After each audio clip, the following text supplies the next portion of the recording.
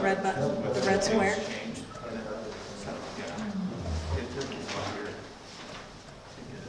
Okay, it is now 7:10, and I'll call this meeting to order. Will all please rise for the pledge of allegiance and then remain standing for a moment of silence, please. I pledge allegiance to the flag of the United States of America and to the republic for which it stands, one nation, under God, indivisible, with liberty and justice for all.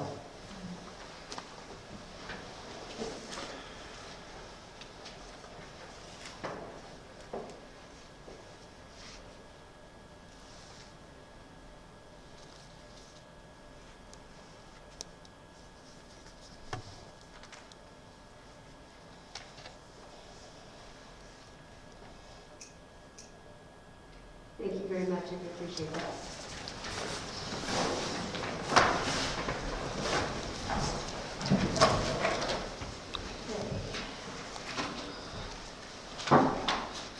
Heather, would you please call the roll?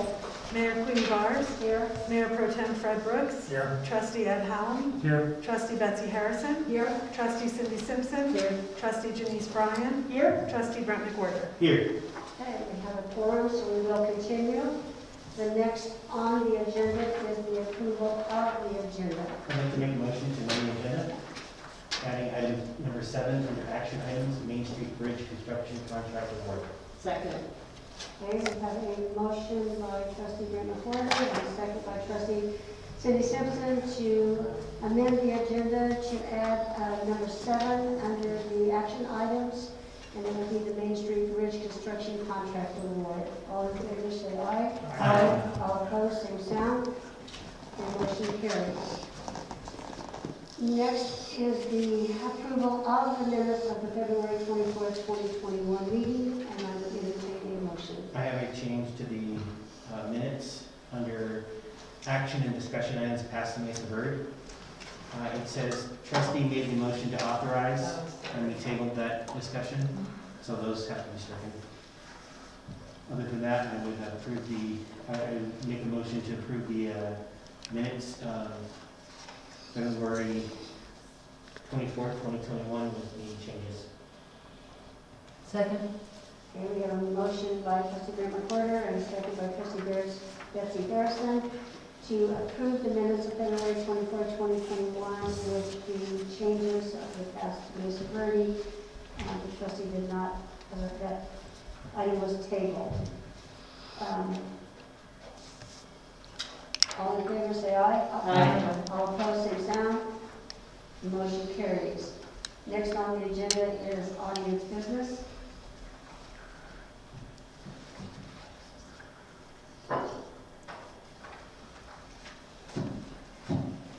Okay, so looks like we have 2 people signed up to speak. We have Steve Kennedy. Okay, if you would approach the podium, give your name and address for the record, and 5 minutes. Go ahead. May I unmask so you can hear me? Yeah. Thank you. I really want to thank Heather and Marshall for the meeting last night about the bridge contract. And one of the most important things Heather told us was that you hadn't done the contract yet. Well, I guess it's going to happen tonight, right? And last time you approved a contract for the construction manager, correct? And in the construction manager, Heather told us that there's a narrow window of negotiation where we can talk about hours of operation for the construction and that sort of thing, traffic control. And that's what I'd like to talk about right now is traffic control. We were told last night that Foch Street could not be closed due to safety concerns and access of emergency equipment, that sort of thing. That makes sense. We in the neighborhood have petitioned to have that intersection closed during this time except for construction and emergency. But the marshal convinced us last night that that would be hard to enforce and that therefore that intersection is going to remain open. So that intersection is going to be the de facto Main and Grand. Now they say that the detour is going to be supposed to go around and go around Montezuma, but the marshal told us that that's impossible to enforce. You can't keep people from coming through First Street and Foch if it's open. But what we can do under the traffic control thing and I don't know whether that's part of tonight's discussion, but I hope it is, and I hope it is in the future, that the traffic control at Foch and Grand be manned during the day of construction, during the hours of construction. There's a budget for traffic control, and last night none of that was, except for maybe some signage, was talked about. And so I'm hoping that the budget for traffic control can go into that intersection, make sure that there's people there while there's construction going on. And I understand that the park, portion of the park is where the construction equipment is going to be housed, right? Correct? Is that true? I mean, that was the place they told us last night where overnight, when they're not using the construction equipment, it's going to be housed in Bower in the park. But anyway, it's got to come through Foch every day. So anyway, I'm lobbying for a manned, somebody with a sign, so that they can manage the overflow of traffic that's going to go through that intersection every day for the next 4 months. I hope it's part of the agenda. The other thing that's important is informing the public. There was a good turnout last night, good businesses and the public, but most of the people found out about it through the newspaper. And I understand it's on our Facebook page, but our Facebook page is not as compelling as I think a lot of people would say. To check it every day to see what's going on is really not important. So anyway, tell us what's going on. Use the water bills if necessary. Thank you very much. Thank you. Okay. Next on the agenda, next on the audience participation sheet is Mark Rosenberg.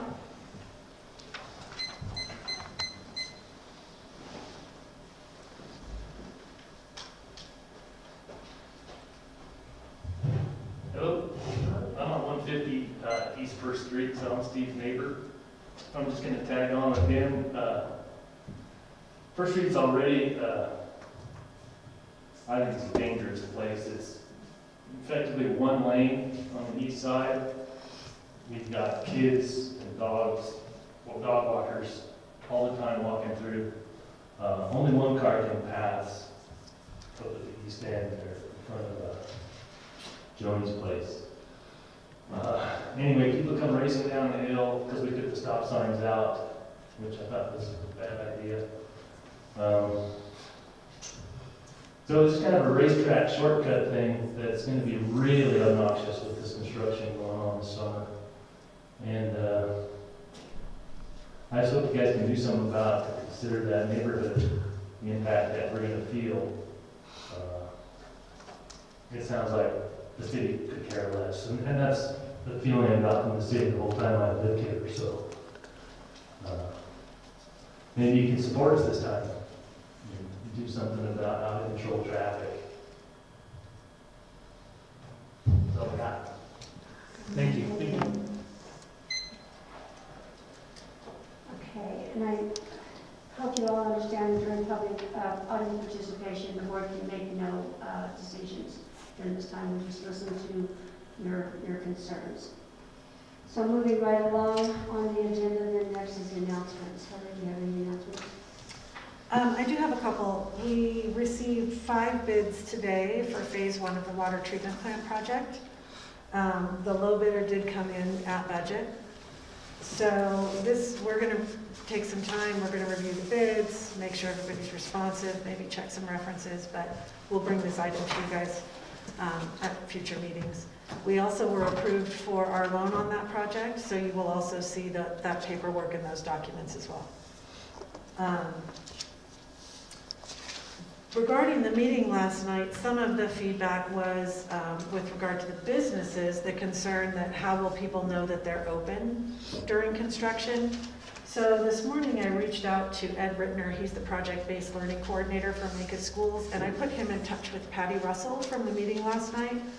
So they're gonna work together to have like the kids, the art kids do signage and stuff for businesses and directional arrows and that kind of thing for the businesses on the corner. We received a notice on our community response grant. We were denied that grant. Oh. So, yes, so we will, once we get a couple of these other projects up and running and closed out, we'll circle back around to, it's not dead, we'll just circle back around and figure out what our next steps are and are there other funding agencies and stuff available. That's all I have. I don't know if Justin or Terry has anything. No? Okay. Thanks. Okay, then moving right along, next is the treasurer's report, February's bills and claims, and I would entertain a motion. I move we approve the bills and claims as presented by staff. I'll second. We have a motion by Cindy Simpson and a second by Denise Bryant to approve the February bills and claims as presented by staff. All in favor say aye. Aye. All opposed say sound. Okay, motion carries. Moving right along then is the committee reports, the Region 9. Rachel might have something like that. Actually, yeah, I don't really have anything. There hasn't been any board meetings or anything. And the next one is CDOT, CPR.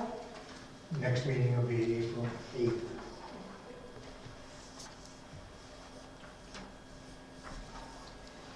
Okay, moving right along then to the action and discussion items. The first item, number 1, is the public hearing, the transfer of the retail marijuana establishment license for Willow North Inc., DBA The Bud Farm, to the Culture Family LLC. Do you want to introduce us and then we'll go to the public hearing? Or? Sure. I don't know if anybody signed up to speak during the public hearing. Okay. For the public hearing. Okay. Is there anybody that wanted to speak on the public hearing before we move on? Okay. Willow North, or the Bud Farm, we know them as the Bud Farm, they are selling, or in the process of selling the business to the Cultured Family. We do have all of the paperwork. The new owners have passed all of the background checks. Our code does require a public hearing, so that's the reason for tonight. I also have heard back from the state that they've conducted their preliminary, it's very involved, but they've conducted a preliminary investigation. They have no issues. However, if you are inclined to approve it, I'm asking that you make it conditional upon final state approval. So, but no changes to the building, just strictly a transfer of ownership. Okay. And I will open the public hearing. It is 7:24. Don't have anybody signed up to speak for the public hearing, so I will close the public hearing and open it up to the board. So I'll start with you, Ed. I have no Any issues. comments or questions? No, I have no issues with the transfer. Betsy? I think it's fine as long as, state says it's fine. Cindy? Same. Denise? I have no problem with the transfer, as long, depending the state's approval. Grant? Okay. No issue. Fred? I'm fine with it. Okay, so I would entertain a motion. I move we approve the transfer of ownership from Willow North LLC, DBA The Bud Farm, to the Cultured Family LLC, conditional upon the approval from the State of Colorado Marijuana Licensing Division. Second. Second. Okay, we have a motion by trustee Grant McWhorter and a second by trustee Betsy Harrison to approve the transfer of ownership from Willow North LLC, DBA, the Bud Farm, to the Culture Family LLC, conditional upon approval from the State of Colorado Marijuana Licensing Division. Karen, would you call the vote? Mayor Pro Tem Fred Brooks. Aye. Trustee Betsy Harrison. Aye. Trustee Ed Hallam. Aye. Trustee Cindy Simpson. Aye. Trustee Janice Bryan. Aye. Trustee Brent McWhorter. Aye. Okay, motion carries. So, welcome to Is that the Texas crowd then? Is that the Texas crowd? Thank you all for attending and welcome to our town. Yeah. Thank you all so much. Glad to be here this year. Good luck. That's Lee about that. You want to say goodbye? Yeah, I'm saying. Okay, next on the agenda is the Montezuma County relocation guide. Sarah? Yes, Maggie's here, and I did include some information in your packet for you guys as well, but Maggie's here to do her presentation for you guys on the new relocation guide they're proposing. Okay, I think this time you have all the paperwork, and this will be easier, I can see. Okay, we're the Tri-Chamber, which is Mancos, Dolores, and Cortez, and getting some funding from Region 9 to do a relocation guide. Just basically started. The reason for the relocation guide, to attract more diverse businesses. Mancos already has a plan in place to bring businesses from outside and new businesses in. A relocation guide adds to that. It gives you something you can promote the business with. It also gives you a way to promote your own programs and Mancos in this guide. The guide is going to cover Montezuma County, but there's going to be a Dolores section, Mancos section, a Cortez section, and we really want to highlight each individual town as they're very unique. We're not Cortez. We have a different personality. We want to have this guide, so it's one of the things that's been on discussion for quite a few years. Mancos is one of the few areas, Montezuma County actually, that has no relocation guide. Durango has one, Pagosa has one, small towns all over Colorado, southwest Colorado have them. And when people would contact me and ask for a relocation guide, I had a 2-sheet typed thing with a little bit of information. It wasn't really very robust. And we really want to create a guide that's going to be robust. It's going to feature the towns. It's going to talk about the business opportunities. It's going to discuss the schools. And this is really leaning towards the economic development of our community. Now, one of the things that I get questioned about whenever I talk about these things is people go, we don't want people from other places moving here. That is, we have a great town, but I'm also going to bounce this back to Laura Lewis's, Marshino's presentation last time, in which she talked about our population and our lack of jobs and our 58 to 60% retirement community. If we want to continue, we have a beautiful school, it's newly remodeled. If we want to continue to have a robust school system, we need young families moving in. And one of the things we really want to aim at with the relocation guide is also to encourage people to come back to Mancos. All those people who graduated in the last 2 decades have moved away to Denver, they've gone to college, they're living all over the country, and now people are looking towards home. What can we tell them about Mancos? What has changed? What is good? Our school system, is it good? Do they want to bring their children back here? Do they want to open their business here? What sort of regulations do we have? How business friendly is Mancos if they decide? Mancos has a huge percentage of small in-home businesses. We'd love to see that grow, and it's a good market. If people can travel or work remotely, that brings the money from outside into our community. It's a complete bonus. So we're looking at it as something that is a reference toolkit. It will give information to anybody who's looking to move to the area or move a business into the area about what sort of options we have. We have, you can look through this. This is the short, you should have a short form of it. We're going to have the demographics of the county. We're also going to have a, like I said, specific Mancos page with the demographics I would like to talk about our school system that has a high graduation rate, which higher than the state average, I believe. We have a lot of kids that do graduate, they're going on to college, and they're prepared to go on to college. Those things are positive to draw them to it. And this, living here, I mean, you can live here and enjoy the 5 minutes you're out in the wilderness, you're in the mountains, you're at Mesa Verde, you're camping, you're biking, you're doing whatever it is you want. Those are all things that we want to promote as part of our lifestyle. We are, this program, we're working with the Tri-Chamber, the 3 chambers, Cortez Retail Enhancement Association, Kelly Kirkpatrick with the Mesa Verde Country, and she's going to be helping with getting this. I mean, they get asked questions. People come in for the vacation guide. They get asked questions about a relocation guide all the time. So we would like to develop this into something that can be on various websites.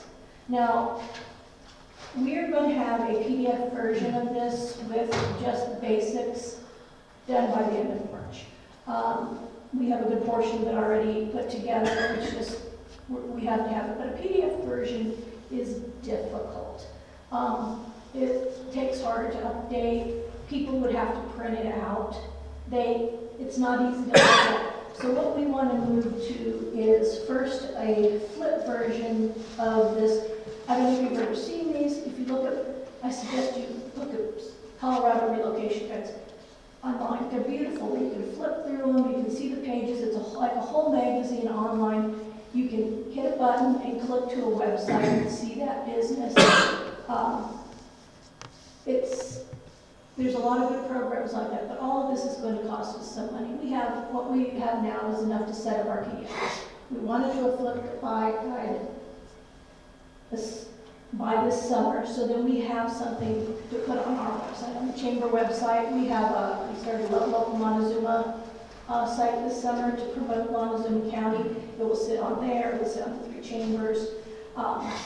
So this is all about promoting our area and bringing people, letting them know what we have as far as lifestyle and where they might want to live. On this, I'm going to get to the painful part, the sponsorship page. Now, as you see, we have 3 levels of sponsorship. We have a $10,000 sponsorship, a $5,000 sponsorship, and a $3,000 sponsorship. You have the page, you can look at it and see what the different levels talk about, what it covers. What we're hoping, if we end up getting, we're approaching Montezuma County, Dolores, Cortez, and Board of Realtors and a few other things. If we get a good amount of sponsorships, we can also move to a printed version starting in 2022. That's going to take a lot of money to do the startup, to get the magazine ready and published and printed and everything. But I would really like to at least see getting some funding. I know $10,000 is a lot of money, but if you could do 5, if you could do 3, this would be great. We could get our print version, we could pay for our website, for the management of it, for all the different programs we need to get this off the ground. And personally, it's the sooner the better. We're in a perfect position right now where people are looking at coming home, they're looking at moving, they're looking at their retirement city. And like I said, it ties in with Mancos' program to bring businesses to the area. So it's a win-win really for everybody. I'm asking you to take a look at this, see if this is something you would like to do. Sponsorship would also allow you to do an ad. You could include information about the programs that Mancos provides, any information that you want them to know, in addition to what we would already have on our Mancos page. We also have advertising things, but that's another thing for somebody else. And do you have any questions? Yes, I have a question. Who's doing the Mancos page? The program, right now, we have the short version of this, the rough version, sitting on the local Montezuma website. Susan Lysett from the Dolores Chamber is the person who set up that website with input from me and Cortez, although Cortez is going through some changes, so they don't currently have a director. So this is Susan and I. I've also talked to Rachel Marchbanks because of her writing skill and asked her if she can potentially help me a little bit with this. But I'm going to be setting it up with the help of Susan and anyone else, and the input from our other group. So, hey Maggie, thank you. The only thing I noticed on this one that you put, like some of these statistics are like 2018, and I think, is that? This is an example of what we were going to do. We were waiting for the census information. This was created before the census information was published. So that's all. This is not the final version. This is the version that we're working with, trying to get sponsors, trying to get some advertisers. We've talked to a few different people about that, and we do have enough to keep moving, but it's going to be, a PDF version.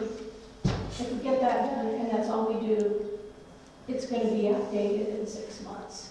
And so we really want to have the funds to be able to continue to, with the flip version, we can make changes rapidly.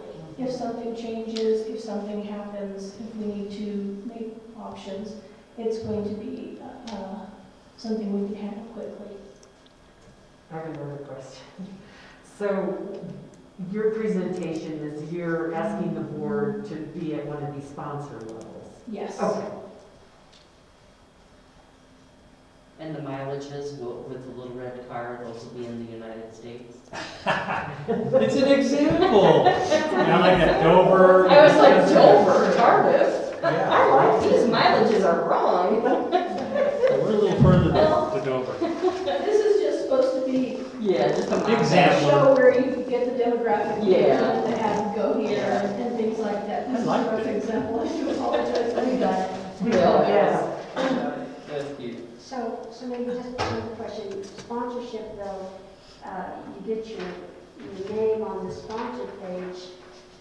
$10,000, it's big print, 5,000 is the smaller, and 3,000 is tiny down here. And you mentioned that you said something about an access. You get free advertising with that 10,000? Yes. You get, because it doesn't say that. No, it doesn't.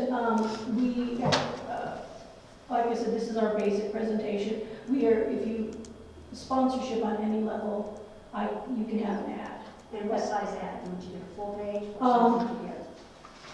I think it's a full page, but I do need to double check with Susan because I don't have all the information on that. But you know what, I will make an executive decision since I am the director of the Tri-Chamber. I can say, yes, we will make a full page because I like you guys. Well, and it makes sense. It's $900 for a full page. So if we're doing if we even did the $3,000 range, getting a full page, it's a good deal.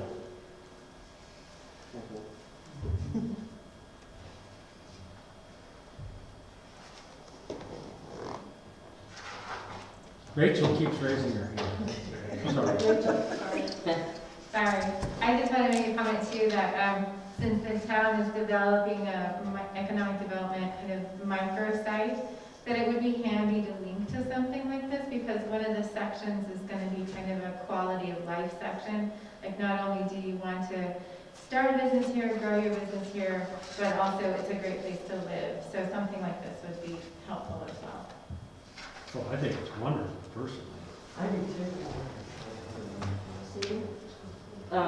I have a question of Heather. So budgetarily speaking, is there anything we need to, do we have a line item that we could utilize for this? We do now. We're not doing the second round of agency contributions because we were hoping for the community response grant. And now that we got notice that we did not receive that grant. So we do have $10,500 in that line item. I wouldn't recommend spending all of it, But we do have some slush in that line item, because we were holding that for that grant, and we're not gonna receive the grant. So we are going to reapply for other grants. Yes, we have to research, I don't even know what's available, we have to We'll research. save some money in that for reapplying. Oh, yeah. So, yeah. Yeah, that's why I wouldn't spend anything. Question to Maggie, is there a dollar amount that you are asking us for, or just, $10,000, she already said $10,000. I didn't hear that. I said that we have 3 sponsorship levels, and I think the town has the ability to make a decision on what they want and what they can afford and how they feel about this. I am not going to twist anybody's arm. Chicken. Fred, any comments? No, I think we have the budget for it. It's just a question of how much do we want to spend. I would thought that through. Do we need to make a decision tonight? Is that what we're? So they wanting to go to by the end of March. Yeah, I think we should make I a think decision. we should. I don't think it's a difficult decision. Is that all you want this to be out by the end of March? The PDF version will be done by the end of March. It would helpful if I knew now that we had some money coming in, or we could look at going to the flip version, because we don't have the money currently until we get people. Additional sponsorship. Yeah, well, people actually committing to sponsorships. We've had a lot of people saying that they're interested in sponsorships and some advertisement, but that hasn't, I'd like a commitment. So I've got a question here. Did you develop this in-house, or is there a XYZ relocation company out there? No, we developed it in-house. It was with Dolores Cortez and Mancos Chambers, Korea, Colorado Retail and Advancement, and Mesa Verde Country. And so we're each taking a little section of it, and to create this, we don't want to hire an outside person. If we can do it inside, we just. Okay, I just wanted to check to see if, 25% was going to Ohio or something. No, we are committed to keeping the businesses in Montezuma County in business. Fred? Honestly, I think if we're gonna do this, we should go with the 5,000 sponsor, because I think if we make a commitment into this, it's gonna help other people take the plunge as well to be part of this. I think this is gonna be a big thing for the area. I know when I was on the chamber board in Cortez, we had discussed this previously, and it never really got off the ground. It always was something that would be great if we had it, but nobody ever took the initiative to actually get it done when I was there. And like Laura said in her presentation last meeting, we're gonna have people come here, and people are wanting to move to this area. I know for a fact already, multiple people I've talked to in my business in Cortez have moved to this area already. I've actually had people come up to me and say, hey, thanks for your help when I was looking to move here. So, to have a resource like this, and one that's easily updated, because I know when I first started coming to Cortez to open my business there, they had nothing for me. I had to do all the research myself on how to get business licenses, how to do, a sign permit and all that type of stuff. And to have like a one-stop shop of information would be really helpful for people. So that's kind of where I think we should be. Is, like we said, we don't want to spend all that money that we have in there, but if we make a commitment now of 5,000, they can lord this over Cortez, the county, and everybody else, and say, see what Mancos did? And it shows that we're also supporting the businesses in this area by trying to make it where people can, want to move back to this area. We want a thriving town, and this is one way to start doing that. So do you want to make that in the motion? Yeah, I move we choose the $5,000 sponsorship for the relocation guide. I'll second that. Okay, we have a motion by trustee Grant McWhorter and a second by trustee Gagnon to do the $5,000 sponsorship. Is there any further discussion?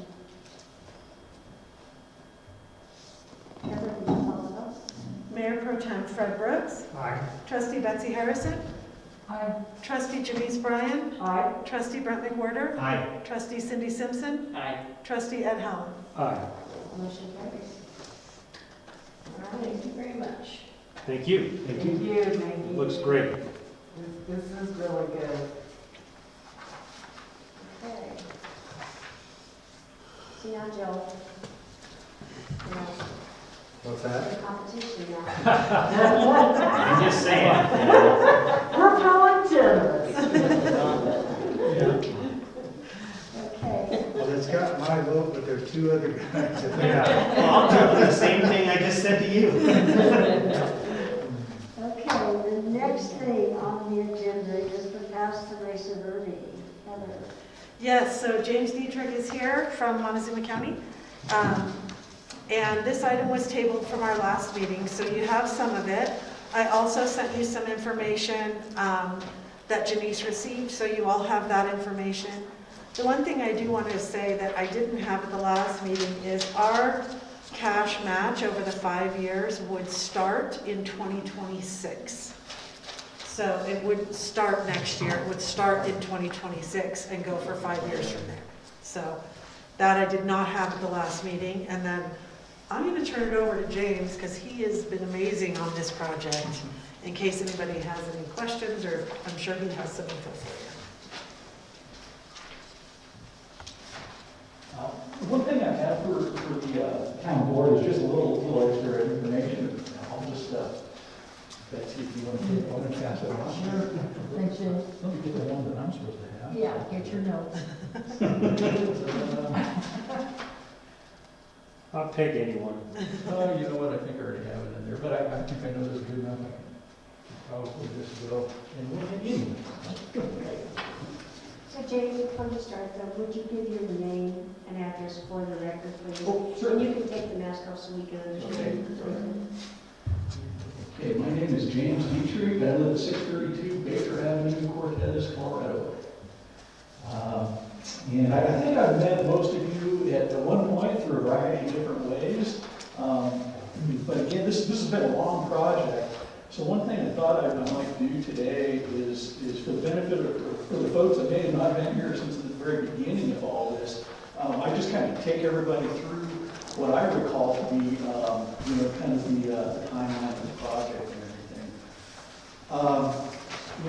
You can read through this pamphlet that I gave you. The first couple pages here are taken out of a grant application that I wrote up.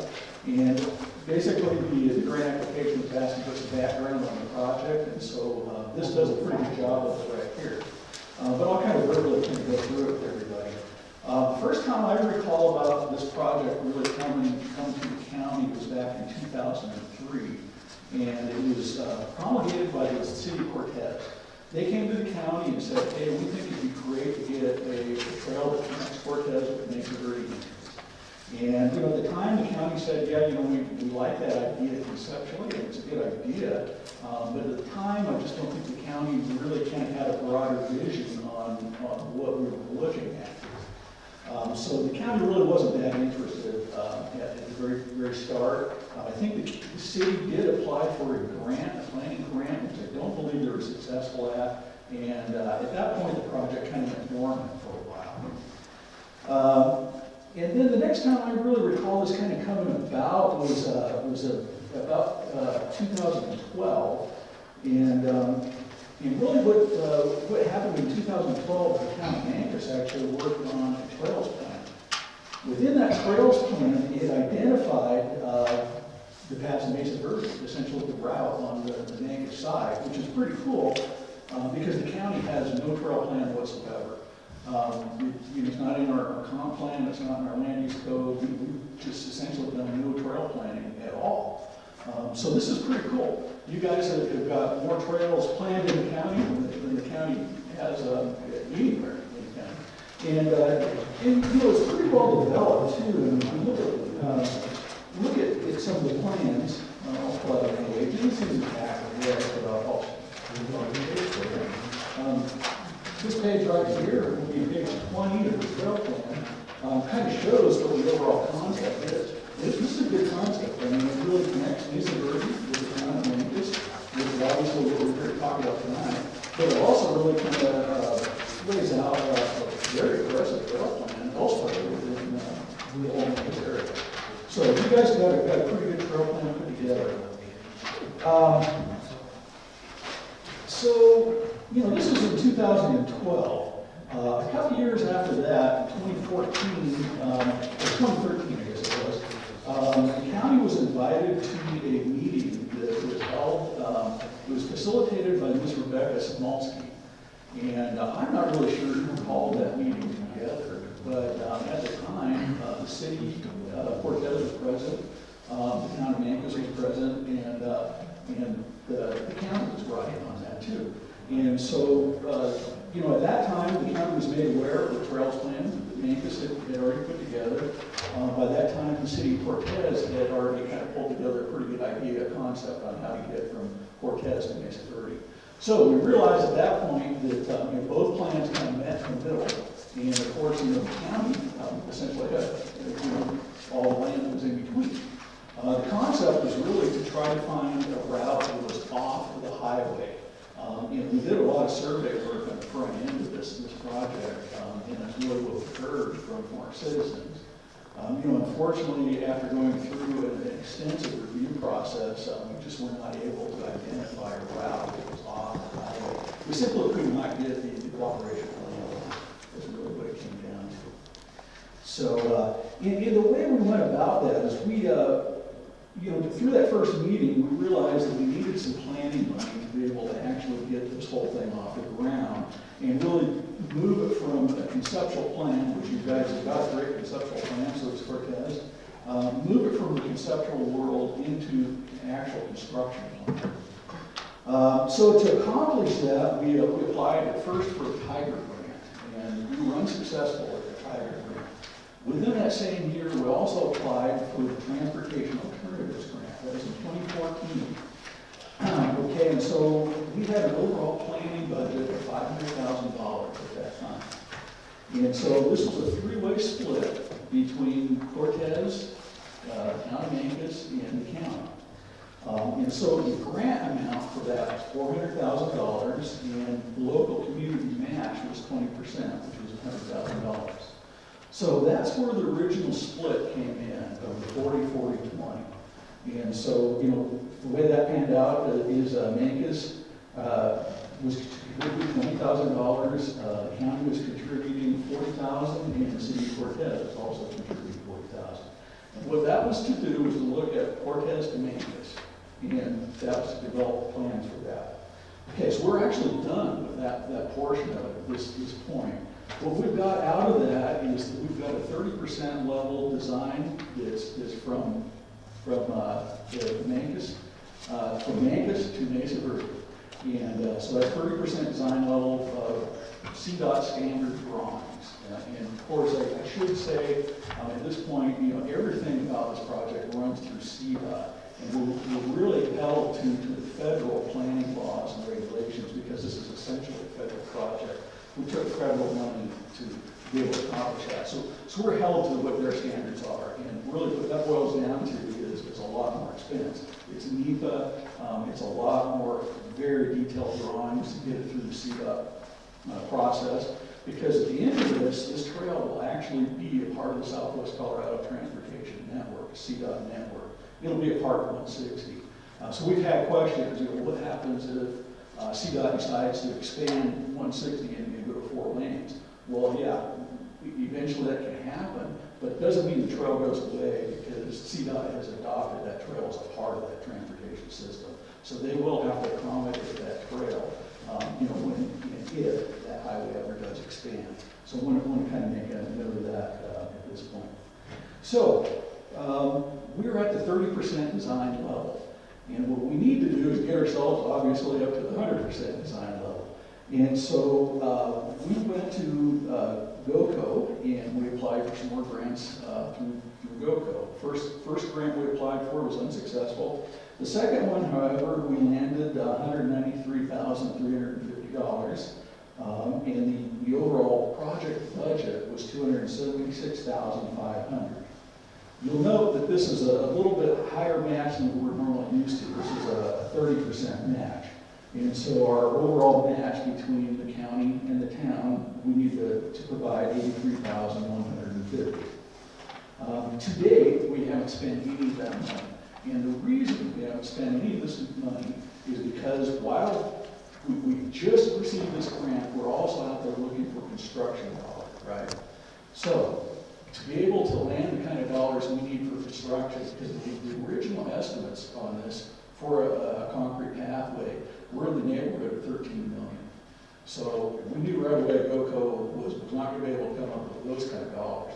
That puts us back into the federal basket for dollars there. So we did go out and investigate some possible alternatives as far as that goes. The FLAP fund, and this is administered by the Federal Highways Administration, and FLAP stands for the Federal Lands Access Program. I'm going to get tongue-tied, or something exactly. I'll stumble a little bit here. We talked to the federal lands folks. They agreed that they thought that this might be a good fit for them. They weren't 100% sure. They came out and did a scoping project. And to get their engineers to come out and do the initial scoping, the county had to commit another $10,000 to be able to get them to come out and do that. At the end of that, they felt like, yeah, we've got a very good project. One of the things that they felt was really, really attractive about this project is the fact that Mason Earth was a partner and also the middleman. And quite frankly, I think that's what landed the project for us, is having Mason Earth be a partner and to be a land in this, because that's part of the federal lands, or the federal highways program is providing access to those type of resources. Another thing federal lands is trying to do is to provide multimodal options. Okay, so this fit that concept very well also. Okay, so at this point we're down to the flat grant budget, and working with them on that, they told us right off the bat that they didn't have enough funds set aside to be. In fact, they had no funds set aside for this at the time we landed the grant. They gave us a letter that said, congratulations, you landed the grant, but we have no money and we'll let you know what to do. So we waited over a year to find out whether or not they actually got those funds. Sure enough, that funding was reauthorized by Congress, and so sure enough, they had the funding that they could provide. But they're still strapped because they're providing funds for all the national parks in the nation. And so what they wanted to do was scale back our project. And so the engineers that we worked with said, yeah, we can do some value engineering on that. We think that we can bring this in the $5 to $6 million range, but we'll have to give up the concrete on it. And so we'll get you down to nothing but a crusher fine, which is, fine as long as ADA accessible. That's the key for meeting our federal obligations on that. CDOT's not happy about it. They want everything to be concrete. But if we get the crusher fines down, that's the first stage anyway. It's a great base to eventually find concrete for it, which eventually is kind of a theme to this whole project. So at this point, what we've got is a total project budget of $5,851,030, and that is to construct, or is to actually finalize the design drawings from 30% level up to 100% level, and go out and administer the contracts for all the construction. So this is kind of a unique thing too, and something that we get through the Federal Highways Program that you don't get elsewhere. For all the prior grants, we had to go out and do interviews and find the best consultant and all this kind of stuff. And Federal Highways Access Program, they take care of that for us. So all we have to do is basically manage the reimbursement dollars that come in. So anyway, that's really where we're at this point. So I want to explain a little bit about the matching funds and where we, as the county and as the town board, I would probably be talking through some of this. So what we've got as far as a matching fund off of that $5,851,000 is about $990,000. That would be a 17.2% match that's required from the local community. Okay, but remember, we've already got the 276,500 total budget that can be applied to that match. And this is where we've got a little bit of a tight time frame. So the Colorado the Beautiful grant, the 276,000, that has to be spent out by June 22nd, or by June 30th of 2022. So we've got a little bit of a tight turnaround on that. 22 or 21? It says 21 here on. Did I say 21? So, Yeah. oh, I'm sorry. So we have until June 30, 2022 to spend out the Colorado the Beautiful. Okay. And I'm sorry if I got a typo in there on that. So that is our time crunch for the moment. And the reason that's a time crunch is because the Federal Highways Administration did not want to start any design until 2024. And remember, the construction is slated for 2026. The reason they don't want to jump ahead on that is they think, well, if something happened with the highway alignment, things could happen that would force us to go back and redesign things that we've already done. So that's why they're trying to push it off until 2 years before they're actually slated for construction. But that causes us a little bit of a problem because, you know, if we can't spend out that full grant for the Colorado the Beautiful before, you know, June 30, 2022, we could lose that money. So I've negotiated with Federal Highways. They've agreed to try to spend all that money out by June 30, 2022. And so that way, that $276,000 can be applied to the $990,000. And that brings our overall community requirement down to $703,000. So that's what we, as a community, between the county and the town, are looking at to be able to land, you know, that remaining $4.7 million and complete this project on the Mancos side. You can look through the flat project budget. So we've got that, that's down there in the, you follow along, it'll be on this page, and it's kind of that shaded area.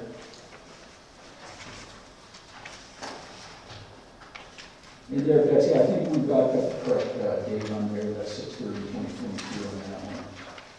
So as you can see, what they've got lined out is about $700,000 in additional engineering. Then we get down to the actual construction, which is about $3,400,000.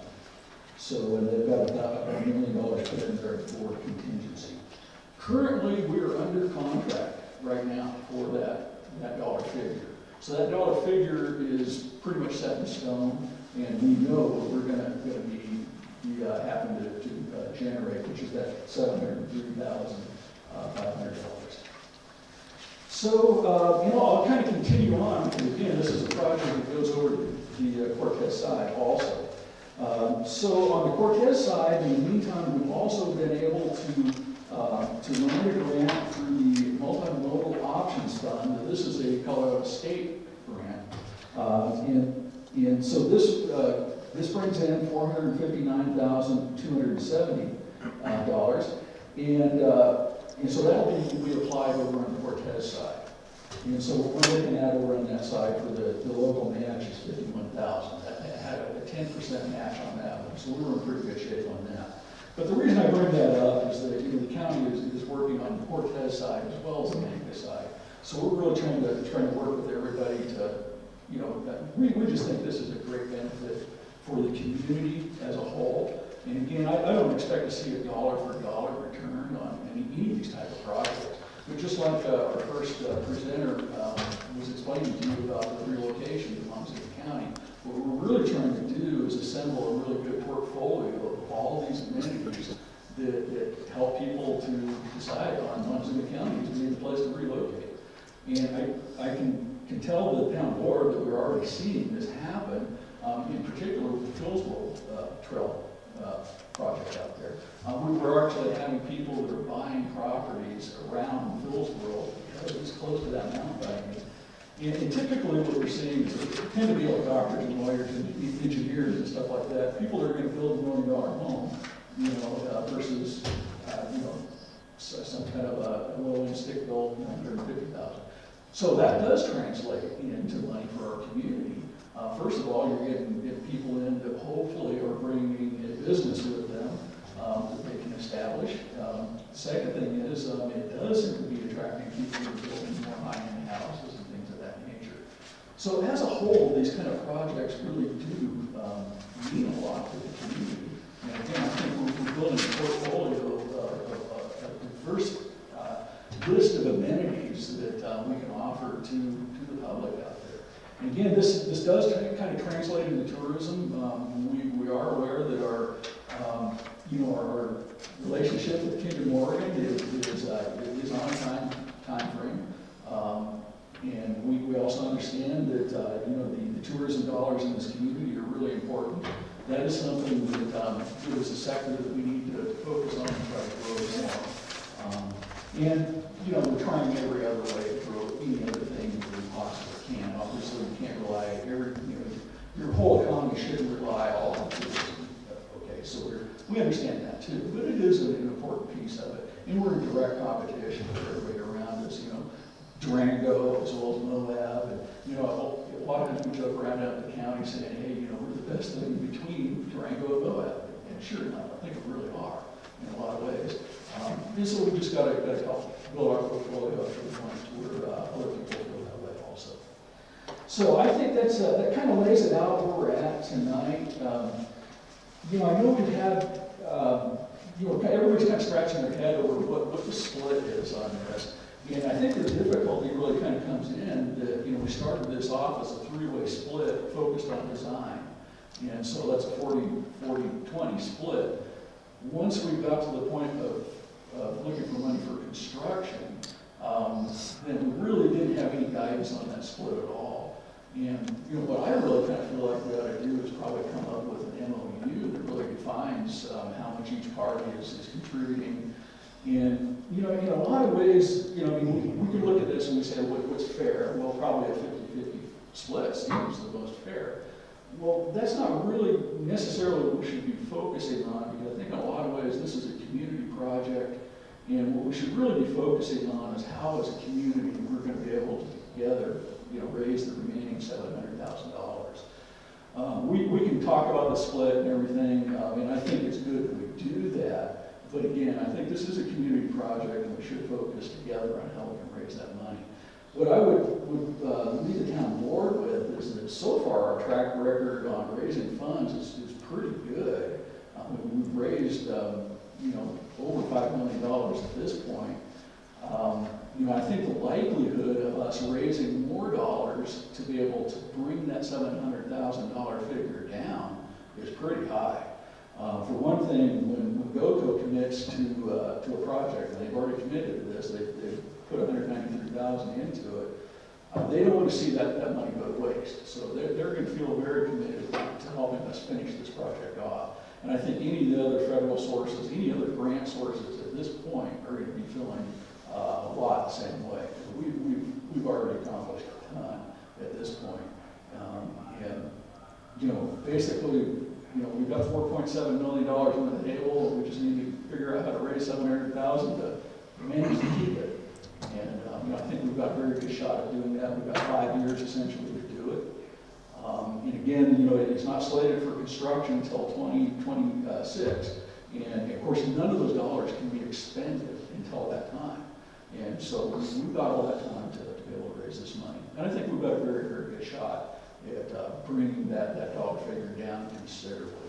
I'm going to guess just off the top of the head, we should be able to cut that at least in half. So anyway, I feel very optimistic at that. And also we have Rachel Markbanks, who is helping the county do grant writing at this point too. So it's not just on me to go out and thank goodness, because I tell you what, this was a load of work. Although my writing skills have actually improved significantly. So there's always something to be gained out of anything you work on. You've got to look for it. So anyway, I guess I'll leave that with the town board at this point. Have you got any additional questions, things that we can clarify? What's your time frame on knowing what our decision is? Well, I think we should make this decision pretty quickly. Right now, the county is on the hook for the whole thing. So if we decide that this is just too much for us, and we want to let the whole thing go, then we want to do that pretty quickly, just tell them, you know, hey, this is just not something we can afford. However, if we feel like we can move forward with it, then, you know, I think, we haven't got any pressure as far as when we work out the arrangement with the county on, you know, what percentage each party pays or anything like that. So, and I think there are a lot of ways we can look at this. I mean, it doesn't have to be a 50-50, it could be a 70-30. It could be, you guys want to may want to make the case that the 20% is about all you can afford. And that's fine. We just need to work with the commissioners on that and help them to understand how much the community feels like they can afford. And then, you know, the commissioners will have to make some decisions on their own based off of what they think that they can afford also. So the almost $8 million grant is in play because the county ponied up at one point and said, we'll cover it if nothing else happens. That's So correct. we're not under any kind of a grant deadline where we're gonna screw up the grant, I guess is what my question is. Yeah, you know, I would say that is mostly correct. I think that the one issue that we've got is that Colorado the Beautiful grant that has to be spent out before June 30, 2022. Yeah, So that's the one pinch point that we have on that right now. Because we'd like to be able to use that entire grant budget, the $276,000, to play against that $990,000. And that's what brings it down to the $700,000. So that is a pinch point, and we should be cautious of that. You know, we haven't spent any of that money out yet, so we can return that. We don't have to return anything we haven't spent. It's all reimbursable. So, yeah. but we should let the state know very soon on that. They've been pretty patient with us up to this point. I've been kind of nagging the state too. Hey, give us a little extra time to make sure we get the feds on this in time. Yeah. So to get all these moving pieces in, you know, exactly in the right position has been difficult. I think we have it at this point, but I really had to push the Federal Highways Department to commit to getting that money spent out by the time it needs to be spent. Yeah. And they're ready to go. In fact, we just signed that contract with them, and the reason we did is because they needed to get the pencils on the paper, like pretty much right now. So what is it, just, you said if we didn't do anything, you said the county might just turn it back, the grant.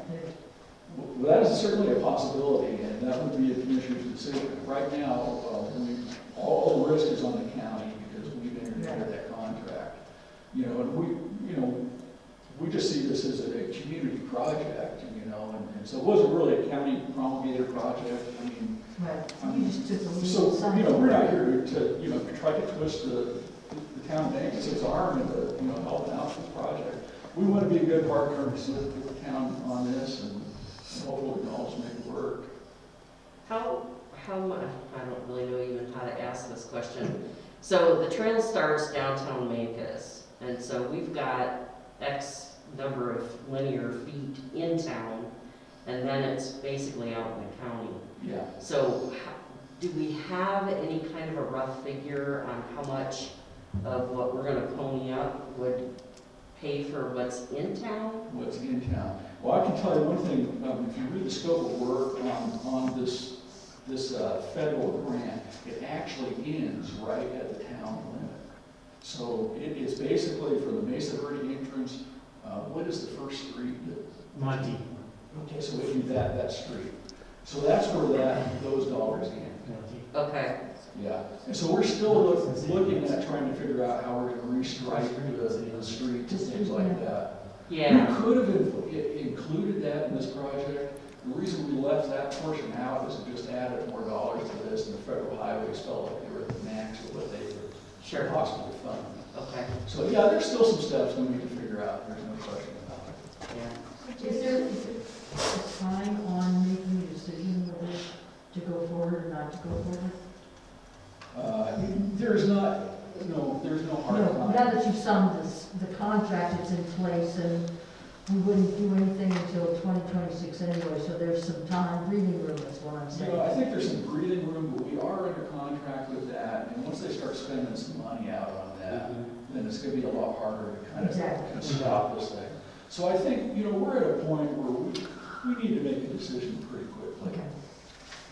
So can you still see it though? I'm sorry? Who is CFL?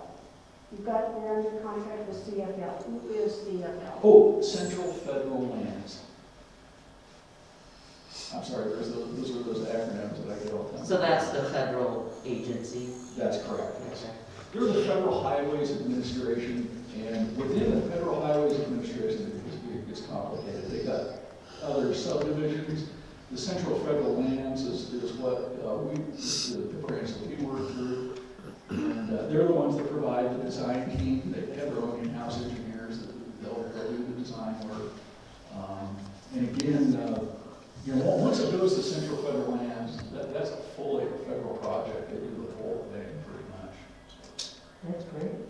Yeah, it is great. I can tell you that, you know, getting this far, it has been unbelievable. The hoops you have to jump through, especially with CDOT, all the permitting and get everything set up. CDOT is a fabulous organization. They're very easy to work with. But you've got to go through the proper process. They're fighting with around here, James. Yeah, well, I understand. You know, yeah, no, I fought it the whole way too. And you know, I mean, you fight the law and the law wins, you know, and so that's true.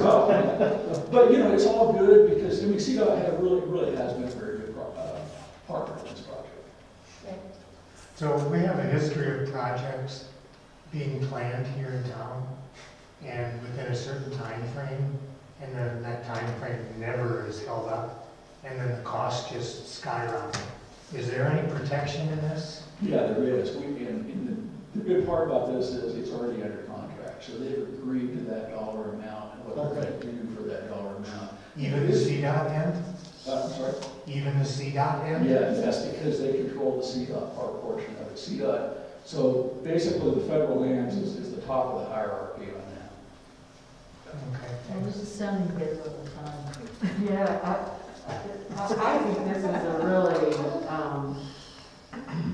a real draw to our community.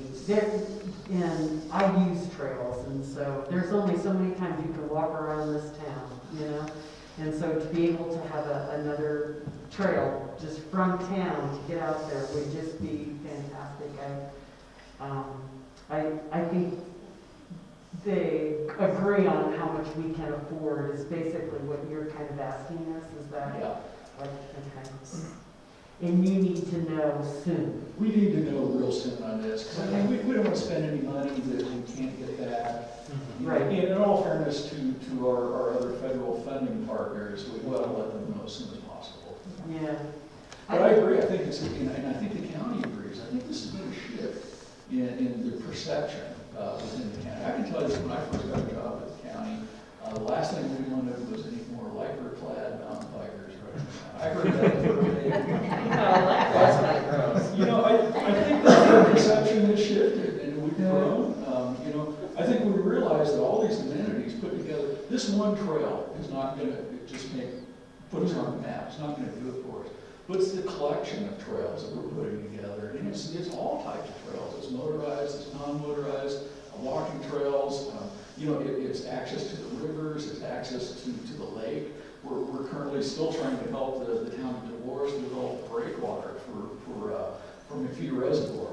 And, you know, I think that's a benefit for the town of Mancos too. You may not be a funding partner, you may not see a one-to-one relationship there, but as that whole portfolio, you know, that is important. So we try to make this the best thing that we can possibly market. What's the vision for where the trail, so it's in the right of way, presumably on the south side of the highway, Correct. out to Mesa Verde. And then as soon as it hits the park property, does it then veer off cross-country to the visitor center? Or is it going to go all the way up to the overpass and then up the driveway? Yeah, currently, we're looking at going up to the overpass. There is still a little bit of negotiation that we can do with the Park Service on that. And that's one thing I might mention too, is the Park Service is going to cover their portion of the environmental on their side of the line. Okay. I'm not sure it's whether they don't trust the federal agency that they're, I don't know, but anyway, they said they would help with that Yeah. portion of it. So, Okay. so that all part's good. Because their parking lot's not real huge, and if this is gonna be a multi-use, you know, a couple of horse trailers in there, and that parking lot it's not gonna be viable for the visitor center. So hopefully they're thinking ahead on that as well. Well, and, you know, that brings us to another note, you know, when we try really hard to make this trail as open as possible to all user groups, this trail will be open to horseback riders, whether or not they're really gonna wanna ride down the highway right away, I don't know. I mean, I don't ride a horse, so I don't know. But I want the town board to know that the county has tried really hard to find other alternatives. If we were not gonna be successful at that, we're going to find something else, because we do feel like the equestrian folks in our community have been left out. They've been essentially run over by mountain bikers in a lot of respects. And nothing really wrong with that, you know. We just have to find the right places for them and try to get some more ground open. And I think we've been very successful at that, and we have been able to secure access to all that land that's up there at Summit Reservoir. And the focus for that particular area will be on equestrian use. So hopefully we've been able to, you know, kind of offset that a little bit. We feel at this point as nobody else that the trail is probably not as equestrian friendly as we would have liked it. But I mean, it sort of just is what it is. Thank you. I worked some numbers while you guys were talking with regard to the matches. A 20% match, and this includes both the Colorado the Beautiful and the Flat grant. 20% match for the town is $157,330. 30% match, $240,995. 40% match, $314,660. And the 50% is the $393,325. So those are your numbers for, and I can do other ones if you want different percentages.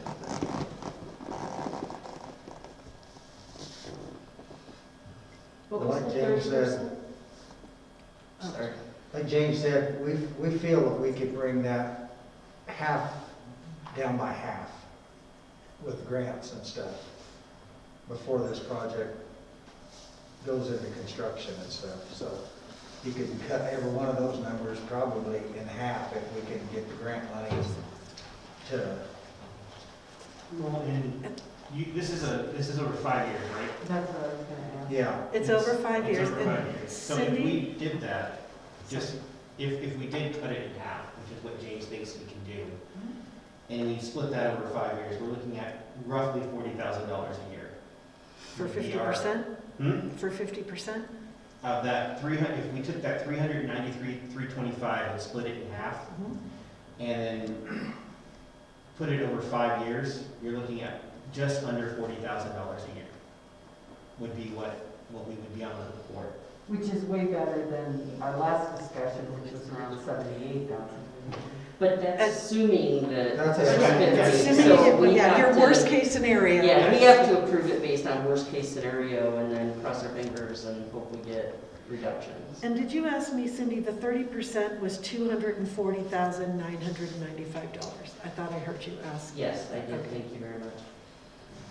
But I think our thoughts at the county, if we don't get those grants and stuff, I don't feel that we'll go on with the project if we can't get it down where it's a number that everybody can afford.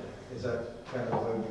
You know, I think that's correct. I think our one danger with that is that we do have to spend out that Right. CTV money. So there is a danger that we're going to spend that money out, and then if we don't get any more grants and we say, this is as far as we can go, that money is gone. And you know, out the other end of it, what we should have is 100% design drawing that, you know, we could continue to go looking for more money for. I think the danger in that, though, is that you know how costs go up. We've got something set right now. If we bail on it halfway through and then 10 years come back to the Right, table. it's double the cost. It might be 3 times as high as it is now. I would say, I would add one more thing to that. I mean, you know, if we turn money back in or don't follow through on some of these grants, I mean, there's always a danger that we lose some credibility on that too. Definitely. And, you know, we all want to be careful of that, because as a community, you know, what one of us winds up kind of screwing up, kind of could, you know, affect all of us.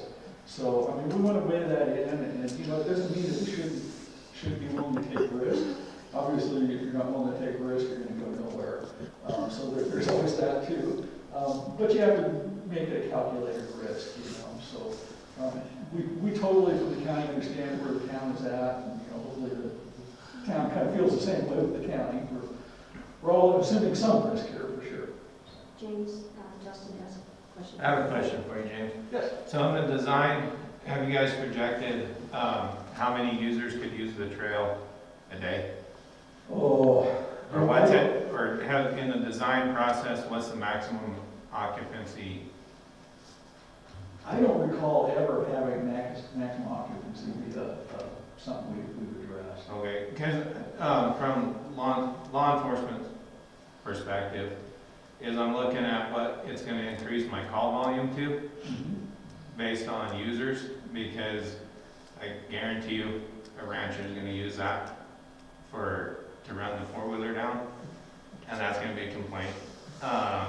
Transients on the trail, camping will be a complaint. Granted, it's going to be in the county, but we're closest to the Mesa Verde side, so if the county's busy, we're probably going to pick up those calls to help them out. So I was just wondering and I don't know, it's probably too early, and that's probably a premature question, but then that way I can see, because even though the total cost is a match for 5 years, I'm also looking at my budget for the extended life of the trail, and what's that going to increase my budget yearly to.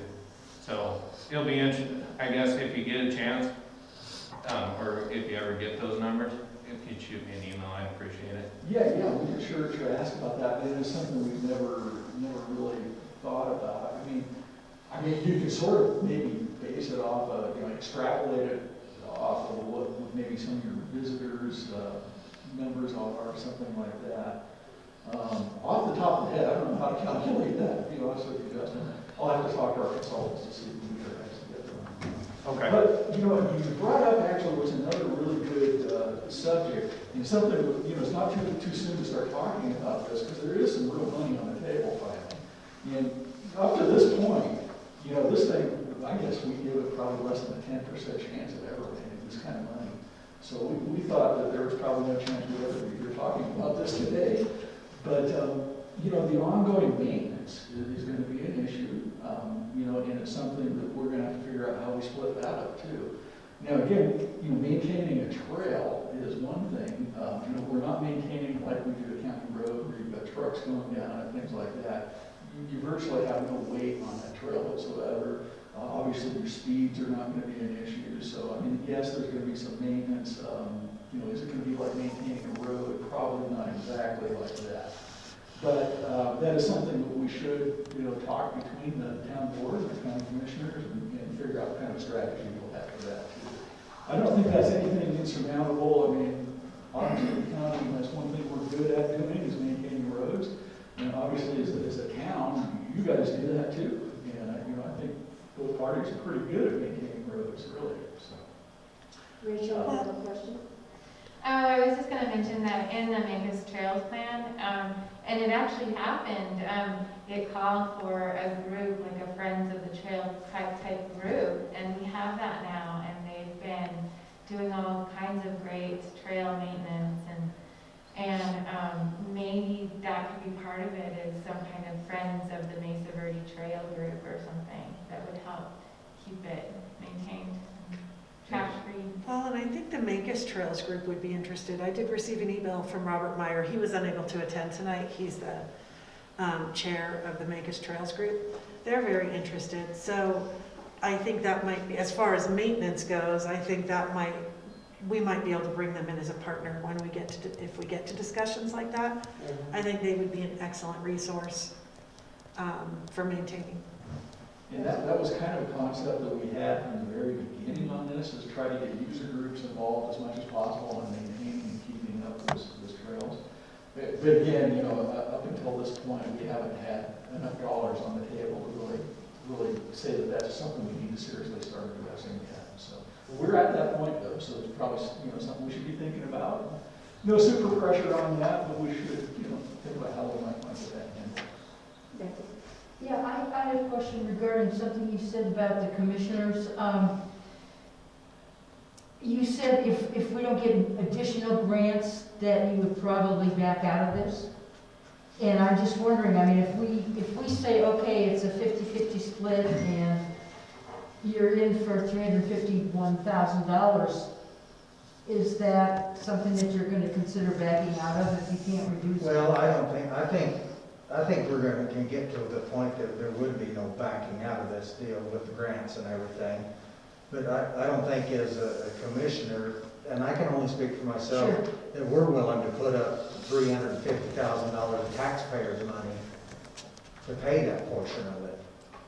But I do believe that James, I think we can get it down there to where it is feasible for the county to put some tax dollars towards it, and we already have put some.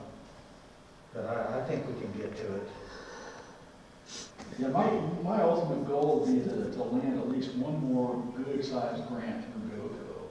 And we gotta be careful about that too, because, they have a time frame on their grants. We gotta make sure we apply for it at the right time to be able to make it land while we're able to spend that money out. Yeah. So, that's part of it. But, I mean, given our track record at this point, we've done pretty good at bringing the money in. And, I feel pretty darn confident that we will be able to cut that $700,000 figure probably at least in half. So, I mean, I think it's looking good at this point. One other thing, and again, the town board, can negotiate with the commissioners on this, but it may not have to be a 50-50 split. We may do a 50-50 split based on the fact that we're doing good with our grants, or something like, maybe some kind of sliding scale or something along those lines. So I guess, I think we just should be, as a community, creative about it and try to do our best to help each other out as we can.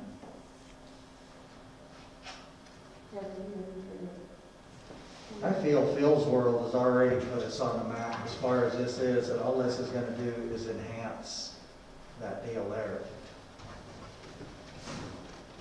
And right now, like Southwest Memorial Hospital, all of the doctors and the higher-ups in the hospital, they work for Southwest Memorial Hospital under a contract for $250,000 a year.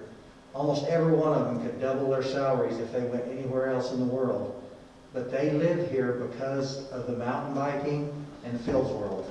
They're willing to do that. And like James said, they live in a $750,000 or $1 million home that brings a lot more tax dollars to the community,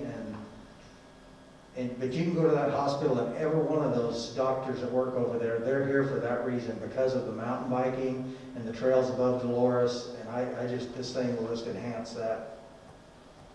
Well, I feel like this is fostering an ecosystem here of, for the future.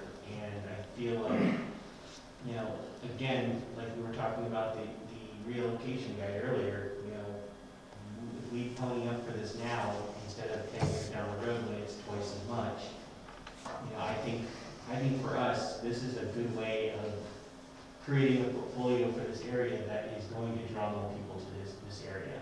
It might not be direct tax dollars that we get back right away, but I think in the long run, this is really going to help our town and this area. Well, I think economic development too. I mean, if we pony up to this and those bikers start coming, then maybe we might get a motel that might say, hey, if it's going to start in Mancos, let's put a motel in Mancos and get those bikers here, There's that opportunity too. Or a bike shop. Or a bike shop, I mean, again, or a restaurant. I don't know what you're talking about. To feed those bikers, but again, I think it's a start, because down the road, if we don't grow now, 5 years from now, we're not going to be able to grow, and we're going to be stagnated. Well, a lot of your bikers that go to Moab in the summertime, it's 110 degrees in Moab in the summertime. If we can bring this to Montezuma County, well, would you rather ride your bike here where it's like 7 or 8 degrees, or would you rather go out there? Here's our motto right now. Write this down, somebody. Montezuma County, like Moab, but cooler. Yeah. I guarantee you we can pull a lot of those Let's get people that on a away from shirt Moab. right now. And like Queenie said, if we get the people coming here, these businesses, they're gonna build motels, they're gonna do this how many motels are in Moab because of the bicyclers and the four-wheelers and stuff? There must be 20 motels in that motel. Easily. Build it and they will come. That's my motto. Yeah, I just think that, with this and with the enthusiasm that James has of the possibility of getting grants in the future, and the fact that this isn't even up until 2026, that, we can start looking at some of this stuff now and try to get this going and try to get some funding to bring that number down so that we can work with the county and really, try to make this work. Because I do think that this will be a huge thing for our area. Craig, you've been pretty quiet. Comments? Not having a good day with all the ifs. I'm on board with the economic development and what could happen. I don't really know what we're being asked for at this point, and I'm hard pressed to put a certain amount of economic burden on future boards. So I don't know, I think we should work for this, I think that's a great idea. But if we're gonna be asked to put a certain dollar figure per year and make a decision on that right now, it's pretty sketchy for me at this point. So if we're going to say, okay, we're gonna put 20 grand a year for the next 5 years in there, I'm all on board. But if we're gonna go back to the $78,000 a year, like we talked about last meeting, then I think we have to have further background and a little more discussion on this, because there's a lot of things that this little town needs besides a bike path. And we can call it all the things that we want, but it's truly a bike path. So when Janice is trying to walk down this trail and she gets run over by a bike, maybe we should start developing, local hospital here. I don't know. I mean, there's a lot of good things that could come from this, but I don't know what we're being asked for tonight. Yeah, your comments. My biggest concern, which Fred brought up, was the committing future boards. I'm 100% behind the project. I think it's a quality of life issue as much as it's an economic situation. The end dollar figure is probably what scares me the most. I mean, I'm not, as Fred said, opposed to saying, we're willing to commit X amount of dollars towards this, but, that X amount of dollars is yet to be determined. And, I mean, if it's a $78,000 a year for 5 years, I'd be a little bit more hesitant than I would be if it was 20 or 30,000 for the next 5 years, without a doubt. That's my opinion. So we have a dollar amount for the project, and that is the FLAP grant and the Colorado the Beautiful grant. So to clarify for Fred, what we're being asked for is what percentage is the town of Mancos willing to commit to the project.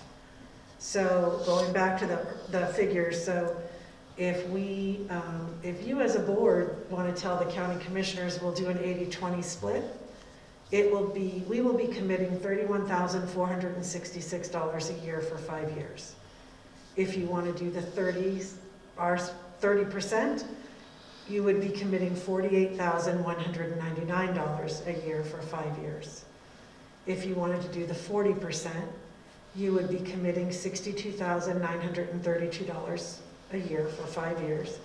And if you wanted to do the 50%, you would be committing $78,665 a year for 5 years.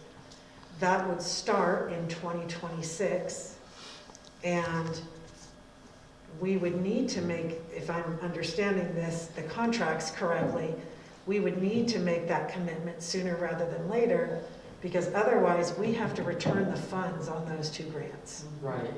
And the 1 grant expires June 30th of 2022. We have to spend all that money by then.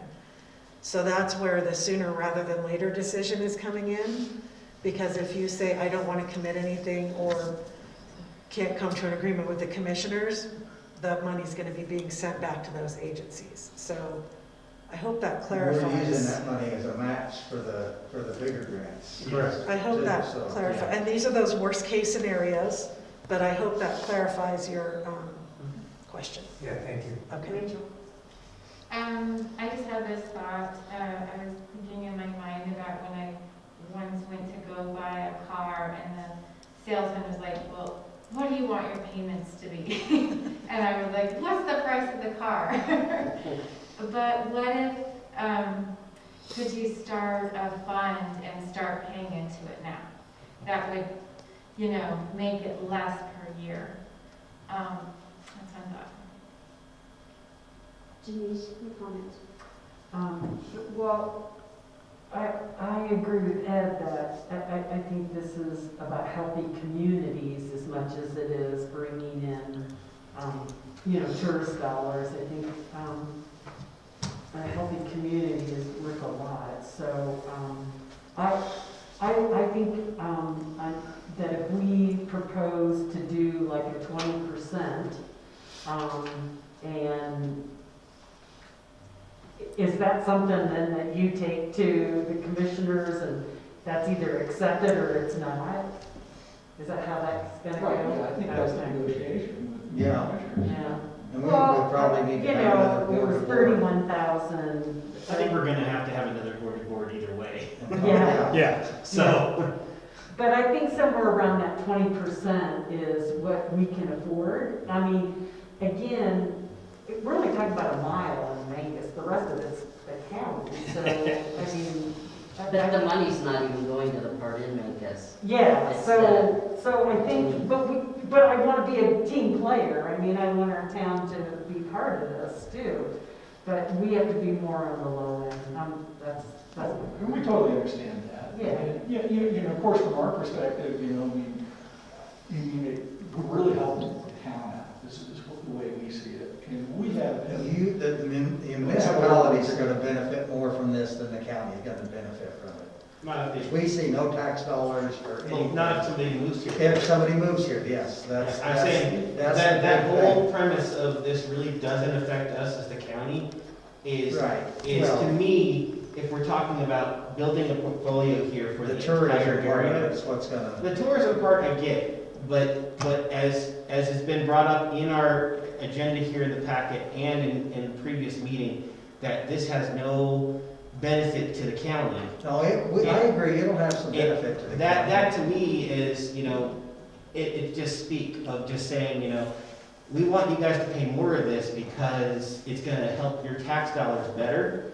But if majority of the people are gonna move out into the county here, it's gonna help you guys just as much. So I don't wanna hear that part of it really anymore in this discussion. Well, and there's not a lot of, you know, unless there's a lot of building in Mancos. Right, well, we have a finite area Right. here Very limited. for people to move to this area right now, and, you know, the county has a lot more space to build in, and, you know, so that part of it is, you know, I think a moot point really at this point, of how much it's gonna affect us and how much it's gonna affect the county. It's gonna benefit all of us. It's gonna benefit everyone in this area. Same with the breakwater situation up there. It's gonna help us in the long run, but it's gonna help the county just as much. So, you know, that point I wanna make, because that's been brought up 2 or 3 times now in this situation, and I just think it's a falsehood. Right, I totally agree with that. Cindy? Yeah, I do too. I think that was a really good way of putting it, Brent, and that's why I keep, you know, trying to point out, this is a community project. And yeah, you know, I mean, we got, you know, there's an imaginary line in the ground and stuff, you know, but I don't know, in my mind, we just gotta collectively figure out how we're gonna get this done together. Because it really doesn't just benefit all of us, you know. And again, you can't, I don't think anyone should be trying to put a dollar for dollar kind of a return on this type of project.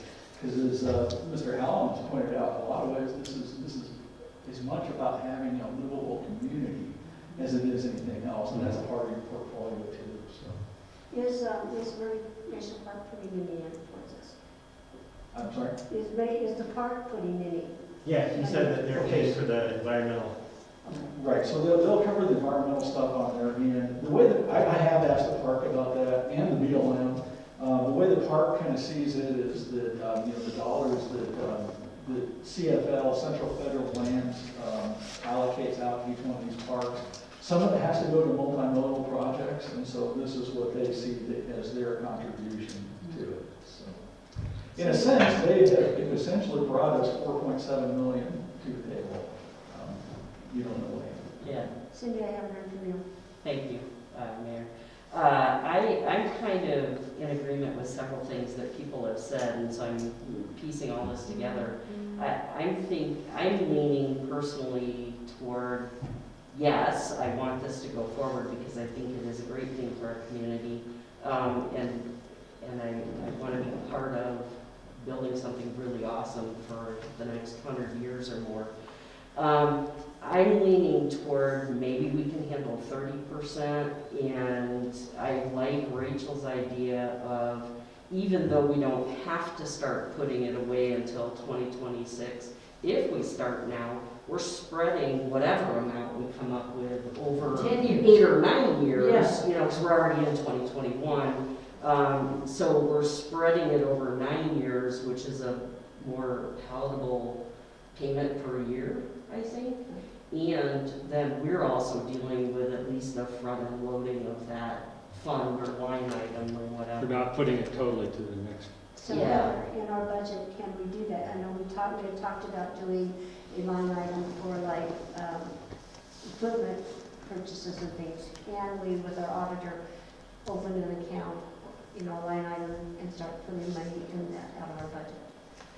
You can absolutely earmark funds. You can absolutely earmark our reserves. Most of our general fund reserves are unrestricted anyway. Okay. So as part of the budget process each year, you can absolutely earmark funds from our reserves to say this amount is earmarked for this, leave it there. Okay. Yes, you can do that legally. We could do that. So Yeah. let me hear from Betsy, and then your Brett is trying to do Yeah, you're it. good. You're good. Betsy. Okay,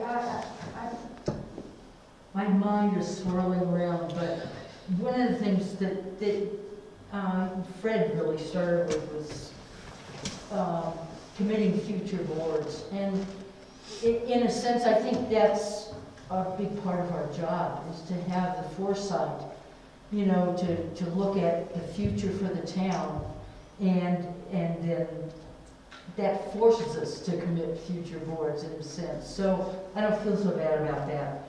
I also feel like, although I agree with Brent that, it's the value is not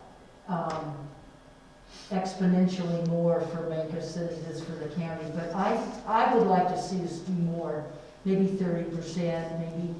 I think we have close to 10 years to put some money, earmark some money, and I think the more we can be a partner with the county, I think that really goes to our benefit long term. And I think it's a great thing for the county. I think when I first heard that, I wasn't so sure it was a great thing for Mancos, but I'm starting to feel more like that all the time, and I think we should be partners and we should go for it. And I think if the commissioners are kind of queasy about it, then our enthusiasm and our commitment, should help make that happen. So, And maybe if we say, okay, we can do 30, and let's say next year or the year after that, make us booms, then we can say, hey, we've had some changes, now we want to go 50 now, we can, go up, but not limit ourselves to now, and then our future boards, maybe say, okay, we're better off. And, Queenie and her dumb board just said 30, but we're gonna bump it to 50, because they could do that. Yeah, I think you should stay out of negotiations. Yeah. I second. No, there are times when we have questioned what other boards have done, Yeah. and we've gone back and we've fought, and we've won some battles, and we've lost some battles, but again, if things boom, Yeah. we need to think about that, but we need to start right now and hoping that it will, and this might give us the chance to boom. So, Fred, you want to say other than tell me to stay on the motion? You know, I think it's a great project, and I would like to see it come to pass. Part of the skepticism, and I can only speak for myself, is that since I've been on the board, pretty much anything east of the park has been ignored by the county level. So these promises and all of the stuff that could happen, I had to take a step back and go, okay, I would love to see it, and I hope it does, but history is pretty sketchy along these lines. Why we have Joel here as our Mancos rep. And I will say. That's a step in the right That's a direction. start, It is. because A we huge just step. saw our rep, and now we've got Joe here at every meeting, Right. so that's a Yep. start. So- I don't know what that means. So we're not trying to beat you up, it's just that it's like, it's Christmas? Well, we haven't had Christmas for the years I've been on the board. So, you know. Yeah. And Rich, you have another comment? Well, and just kind of going with what Rachel said earlier, you know, if we start saving for it now, and we spread this out over like 9 years, we're only looking at about a $26,000 commitment at the 30%. You know, each year that we can start putting away so we can spread it out. You know, I think that's a smart way of doing it, so that, you know, when it does come time for another board here, part of it's already there. You know, we put away Pre-committed. We pre-committed, but we also put away something for them, so that it's not such a hit for them either. It's kind of the best of both worlds for that. And just you know? remember, James is gonna cut that in half, so Exactly. all that money that's in the account, we're gonna be able to take some back. Yes, exactly. The ball is in your court. Yeah. Okay, so, Justin, you were commenting to Terry over there. Comments you want to share with us? It's a good project. The board discussion's pretty funny tonight. Okay. But, you know, it's ultimately what you guys in the county decide to do, and at the end of the day, Terry and I are the employees of the town, and at some point, we're just gonna have to deal with the new norm with traffic flow and everything else as law enforcement and public works director. Well, but we would like to hear your input too, because, you know, yes, our comments, and it is funny, but, you know, sometimes you guys have very, very good input that we need to know, we need to hear them, so we would like to hear and know what you're thinking, and so, Terry, you got something? Well, I think it's a great project, but money-wise, you guys need to keep in mind that we have aging sewer lines, aging water lines, our public works equipment is getting old, and someday I think the town would like sidewalks and paved streets. But other than that, it's a good project. Would you put your mask back on? Thank you, Terry. So Terry, so what you're saying is that that we should keep money aside for all the projects that you just also said, that maybe this is foo-foo, and what you're saying is... No, I think the trail is a good project. But, I mean, all these different deals that we're spending money on, our water lines, our sewer lines, are just aging in time, Okay. is all I'm saying. Okay. So like, correct me if I'm wrong, but aren't those the water and sewer funds? That They're enterprise funds. They are the water and sewer funds, however, the equipment that we need to fix those, like he was talking about, sidewalks, streets, that's this fund. Well, yeah, I'm just saying, Bridge. but to mention all those together in one, it's not one fund though. No. That we No, can water and only use sewer. the enterprise for. Water and Water and sewer sewer. lines are water and sewer, Right. but the equipment to fix them is general Yeah. fund. Right. But did we not put it in our budget?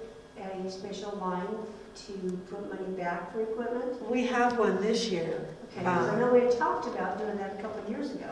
And I was Right. hoping We we- started that. Well, and we have one this year, but I mean, it's a great project, please don't get me wrong, but I hear what they're saying. Oh, Because we do, you know, we have We a do too. 5-year capital plan that we, Yeah. Right. so I hear what Terry's saying, and I do agree with that. So we'll just have to figure out, like I said, I mean, we talked about it a little bit last month, or last meeting. Whatever you guys agree to, staff will, during the budget process each year, say, here's what you guys have committed to. Here's what we're taking out of the capital Yeah. plan. Do you know what I mean? And I think that's So- the balancing act, you know, maintaining what we have and then planning and leading into the future. Yeah. And I think that, you know, yeah, really valid points, you know, we have to remember that, yes, we have a certain amount of maintenance and replacement to do for basic town services. But I think we also have a responsibility, as was mentioned over there, to lead into the future, and I just think this would be a really spectacular thing. So kind of what I'm gathering is we want Heather to maybe, I don't know, do you need a motion, Heather, for us to tell you to negotiate with the county on the 70/30 split, or? I don't necessarily think I need a motion. I think that we can, you know, the minutes can reflect that after discussion, the board consensus was that Mancos will contribute 30% towards the project, and we'll, you know, it'll be presented to the county commissioners, because basically what I'll do is I'm gonna email Shaq. And then we'll figure out how to go from there, because James is correct in that once we've agreed, there does need to be some type of agreement. There needs, and that will come back to you guys. That's when we'll need the motion, the second, and the roll call vote. So, yes. And you know, once we speak to the commissioners and give them what we've said, you know, I wouldn't be opposed to having another board-to-board with them down the line to discuss this matter further too. So do you want to present to them and then get their feedback and then have a board-to-board, or do you want to schedule a board-to-board? I think we should present to them first, and then that way they have the information, Okay, and then we can kind of all get back together and negotiate on it too. okay. So I'll email Shaq based on the discussion, and I'm sure James and Joel will take it back, and just say, hey, here was the consensus. Put it to the commissioners. If you feel the need for another joint workshop, we can have one, and we'll go from there. Yeah. Okay. Okay. And you guys, 30% is the consensus? Yeah. Okay. Yep. I've got 1, 2, 3, 4, 5. Okay. That's it. So- All right. All right. Thank you, James. Thank you, James. Thank you so much. Thank you all. Great work. This has been the most interaction I've had in like a year. It's like a party, there's even cutouts actually. I may get to talk to you all some more, because we've got another subject. Oh, no. Yeah, that's what I said. The commissioners agree, we're gonna. Okay, moving right along. Next is the motorized vehicles on public lands discussion. Now we go the opposite direction. So I'll go a little bit on, because I got this email, and she wanted me to respond immediately on it. I don't take responses without talking to anybody, so as soon as they have it, and we'll bring it to you guys, that you see if you're willing to discuss it, or if we want to just table it, or do table it for the next meeting, or whatever. It's not something that has to be answered right away, or it's just to talk about. Well, you know, that's a huge, big discussion there is what, you know, what's being presented here in the grand scheme versus, you know, they're talking one small trail. You know, I've seen an impact of motorized vehicles in what I consider a negative state in the public lands, of course. You know, there's a lot that are not obeying the signage and the rules, so that takes it away. But it's not just them, the mountain bikers are doing the same, and the horses, you know, they go off trail too. Horses don't tend to make that impact, but it's something that I think collectively, the whole community needs to take a look at, how much expansion and how much developed trails of all aspects.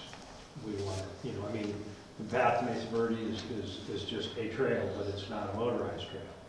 This one's referencing a motorized trail.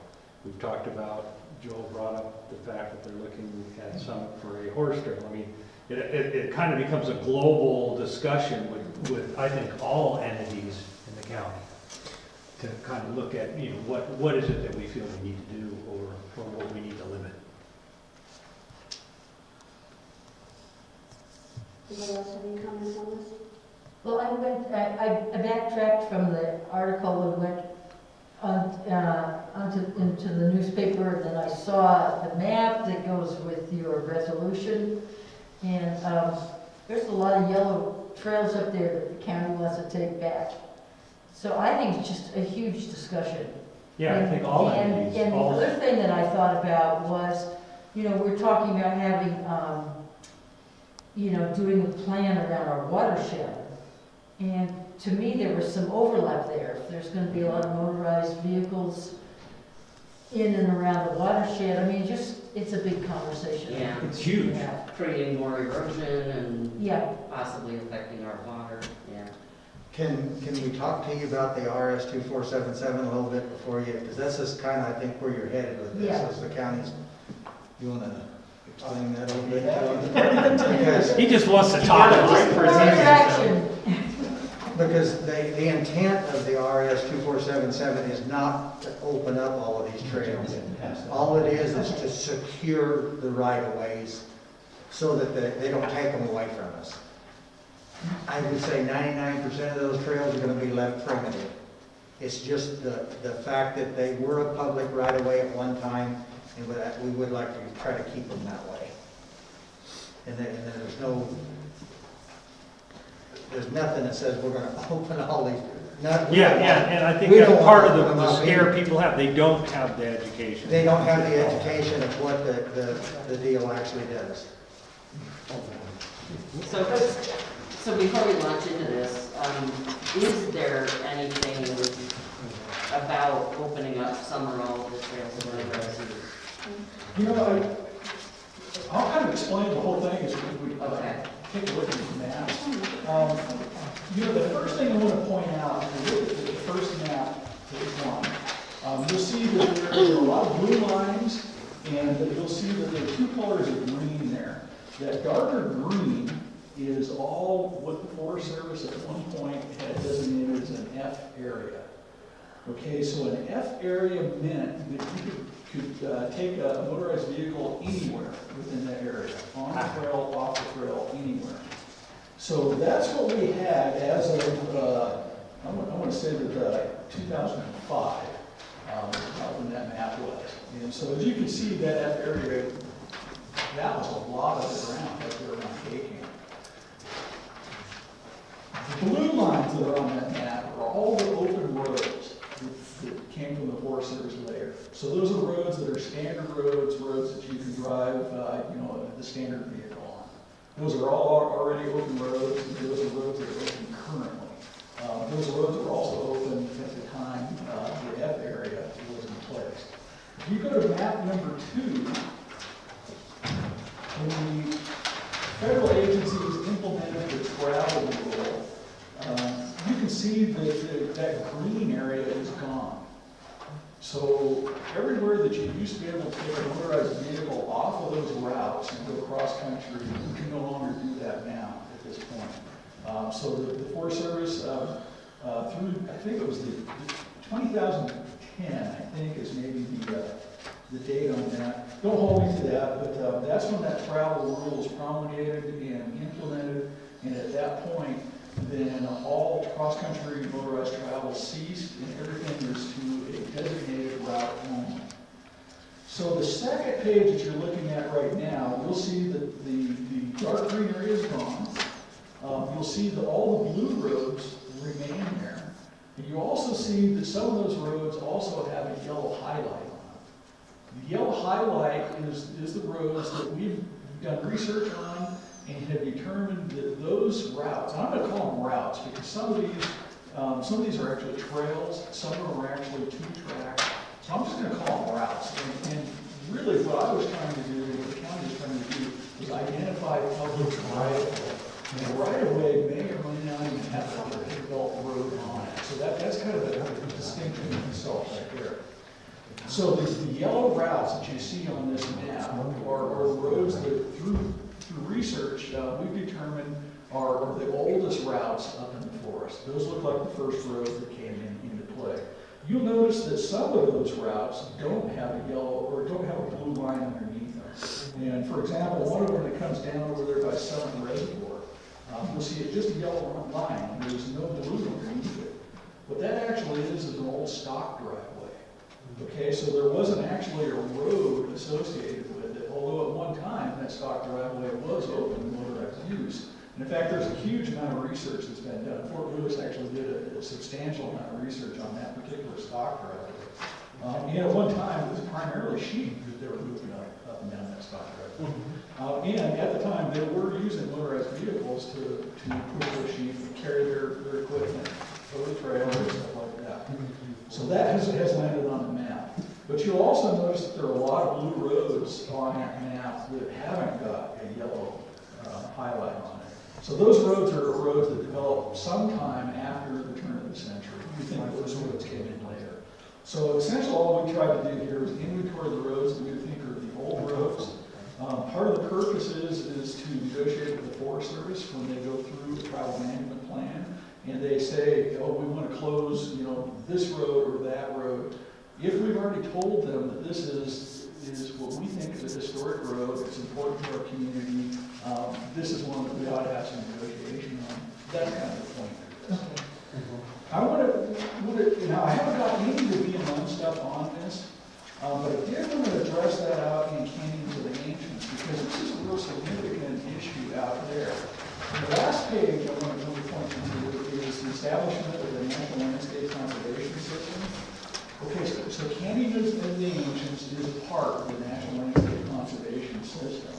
So if we look down under B, components of that system, so each area is designated as a national monument. That's correct, it is a national monument.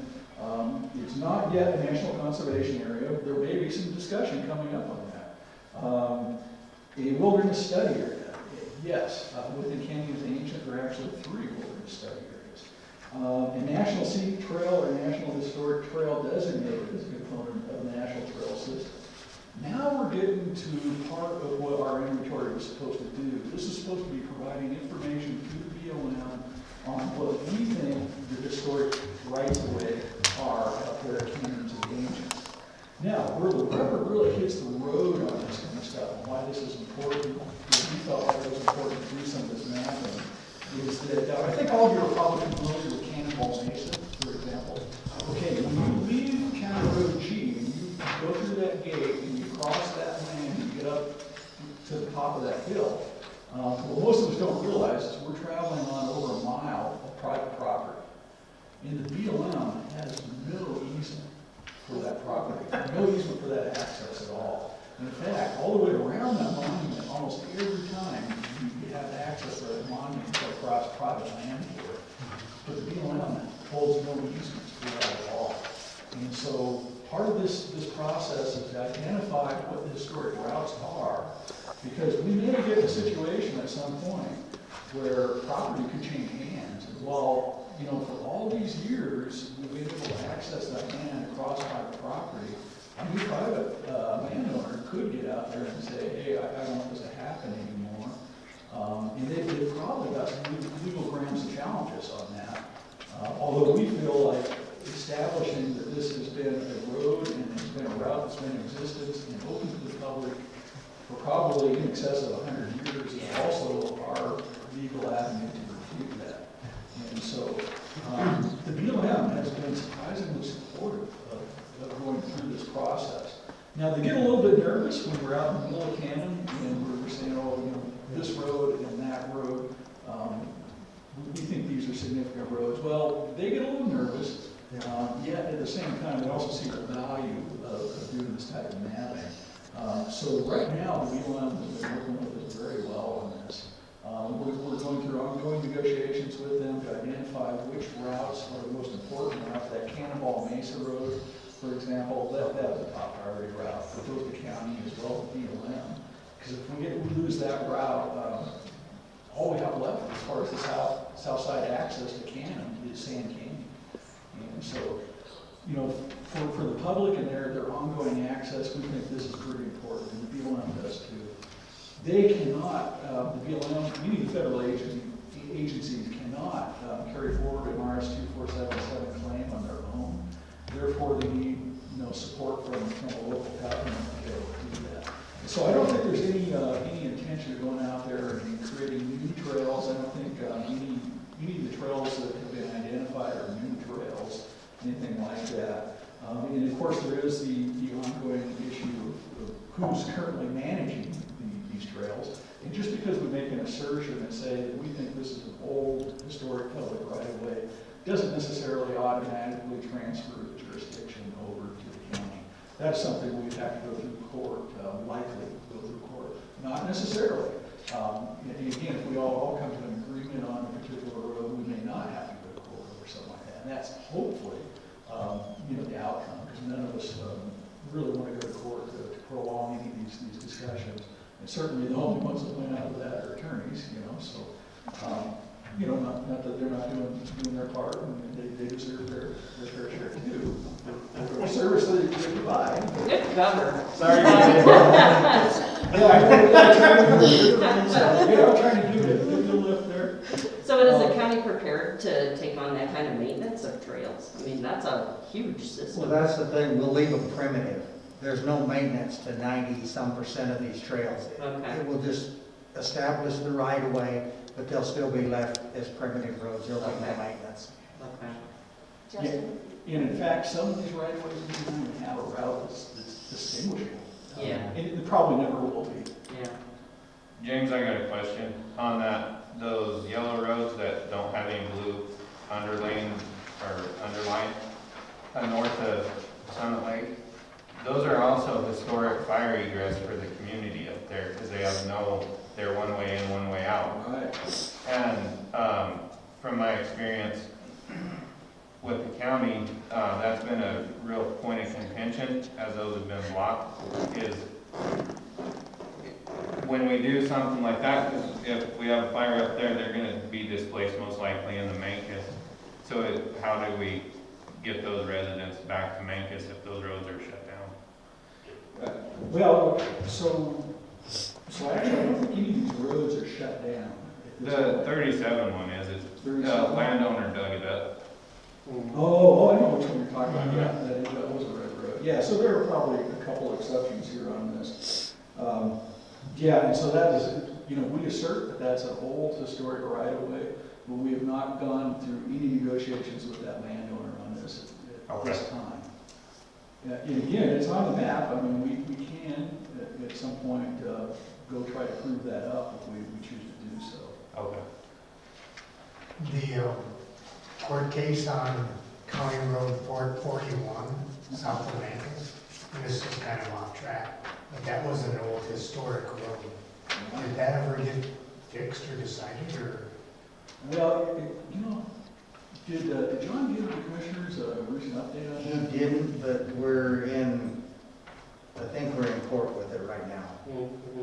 With distance. I know that they went down there and they surveyed the right of way, and got all of that done and everything. And it's been a county road for Well, and before that, it was, long before. I think it was before that, it was right away down to the Jeep drive down that way. Yes. Well, yeah, it's still open, yeah, it's just fenced. Right. We wrote a letter of support, I think, for the county a couple of years ago now. I don't know, it's taken where. So what I know about it so far is it sounds like we've got past the point where they've been able to challenge us on being a public right-of-way. We feel like that's settled, it is a public right-of-way. Right now, the sticking point is on the width of that right-of-way. Okay. We are maintaining that 60 foot as per, what's been accepted statewide. They're arguing that it's something less than that, like as narrow as say 12 foot, which would make maintenance obviously impossible. Or a fire truck having to turn around or. Right, yeah. You know what, that is a very good case study for why we've done this mapping. And that's a good example, that road down there. We haven't gone to that level to take that to an RS 2477 level, but we feel very confident that we've got all the proof necessary to say that's a 2477. The difficulty with 2477 is when you go out and you take this to court and it comes out the other end of court not in your favor, and not being a 2477, it looks like that pretty well extinguishes your argument. And so we didn't want to take that approach down on that road unless it was the last ditch effort. So in terms of the item on our agenda, it kind of sounds like the reply would be, go talk to James. I mean, to be honest, that's a lot of detail. But you know what, my door is open at all times, and you know, if Ms. Wheeler would like to come in and visit, I'd sit down and go over this with her, and you know, try to explain to her exactly where the commissioners are coming from, and Yeah. you bet, my door's open. And it's just education. Well, yeah, because it isn't our project, it's not in our jurisdiction. We don't really have any dog in the hunt, I guess, other than community-wide thought process. But I think for her to get real information, she really does need to talk to you because you're the one doing all the work. So, yeah. Yep. Yeah. And again, that offer is open to anybody in the town, anybody in the community. That, you know, I've always got an open door policy, so yeah. do my best to work through and explain it to everybody. Thank you. Thank you. Again. So would you You like have to? to let James come explain it. I've learned as much tonight as you folks have, because I'm new at all of these projects, so I've learned as much as you have. So would the board like me to respond to, sorry, James, but would you like me to respond to Ms. Wheeler with James's? Okay. Yeah. James' phone number and email. And maybe a Google map to his door. But there's no intentions of going up here and taking the old railroad tracks and right-of-ways and making four-wheeler trails out of them and that. That's not the intent of this at all. Yeah, if you get the galloping goose going between Mancos and Dolores. There we go. There we go. Okay, get the easements for us. Yeah. You know, that's always the difficulty. Yeah. Now, if we have willing landowners, I'm sure that's a project that Joel would be happy to. Yeah. Let's get through the pass of most of our. I think crusher fine is expensive. Railroad. Okay, moving right along, we have the Water Solutions LLC for ORC contract. Yes, so currently Water Solutions LLC is Chris Kramer, and he is our operator and responsible charge for the wastewater treatment plant because he holds a B license, and that's required by the state.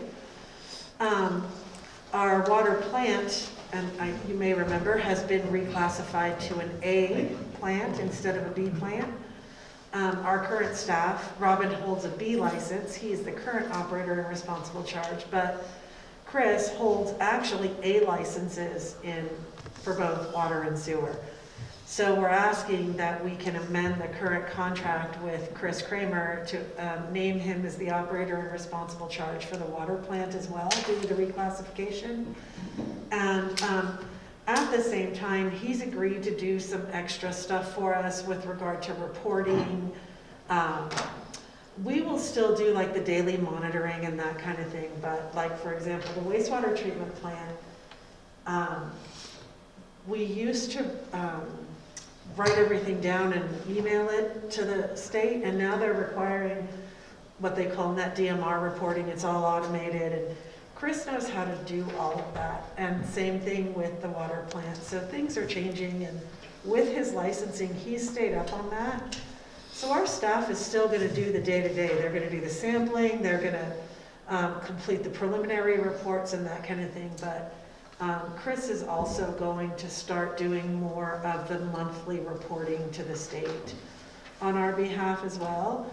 And then once the new plant is up and running and we've got that new SCADA system and stuff, it's going to be a whole heck of a lot easier for us. But at this point, we're just wanting to amend his contract so he can be the ORC, or the operator responsible charge, for the water plant as well. But yes. I'm sorry, maybe I should know this, but I don't. Is Mr. Kramer an employee of the town? No, he's an independent he's a contractor. contractor. Yes, so that's why I gave you a draft independent contractor form, because he will be an independent contractor, not a staff member, because he owns his own business. Okay. And I do want to say at the same time, Terry and his guys are in the plant, they're taking their licensing tests, they're doing their training units, we're working towards that, but it takes 5 to 6 years Yeah. of full-time plant work to get your B license. So we're lucky to have Chris. He's the ORC for us, he's the ORC for Dove Creek, for Dolores, for Durango West, or one of the Durangos over there. So he's just like the guy, he used to work for the town, and then he Yeah, started his so own he's been business, involved and now with this yes. for 30 years. Yeah, and now we contract with him, so. And the only thing I would, at this point, is on the first page, excuse me, I don't know why I had the contract start March 11th. We'll propose that it starts April 1st. So, but, yeah, so.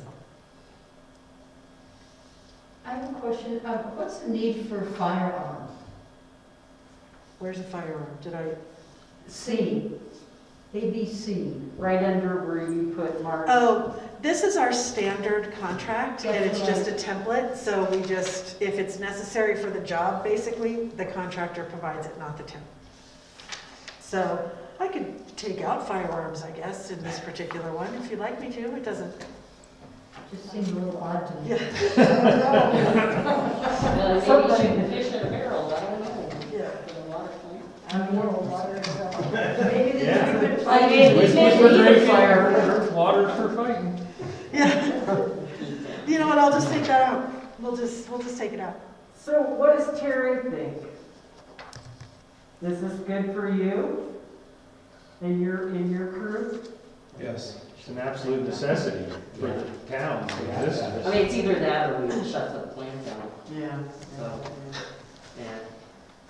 In the meantime, this crew is taking their tests and things, but it's going to take them 5 years to get their B license, and we have to have an A license. Yeah, like Because now. we do that. And if you guys have seen stuff that's swimming around in the lagoons, you'd want a firearm. That was what I wouldn't leave it out there. They caught a dog in there. Yeah, I think I'd leave the firearms in there. I'd leave it in there, you never know. Yeah, we don't want to have to issue them a gun. We've certainly had water issues. Any other comments? And I would entertain a motion. I move we authorize the town administrator to execute the amended contract with Water Solutions LLC for water and wastewater plant operations. I'll second that. Okay, we have a motion by trustee Cindy Simpson and a second by trustee Athala to authorize the town administrator to execute the amended contract with Water Solutions LLC for water and wastewater plant operations. I'd like to call the vote. Mayor Pro Tem Fred Brooks. Aye. Trustee Janice Bryan. Aye. Trustee Betsy Harrison. Aye. Trustee Brett McWhorter. Aye. Trustee Cindy Simpson. Aye. Trustee Ann Howell. Aye. Okay, motion carries. Moving right along to the next one is the 2020 Public Park Program.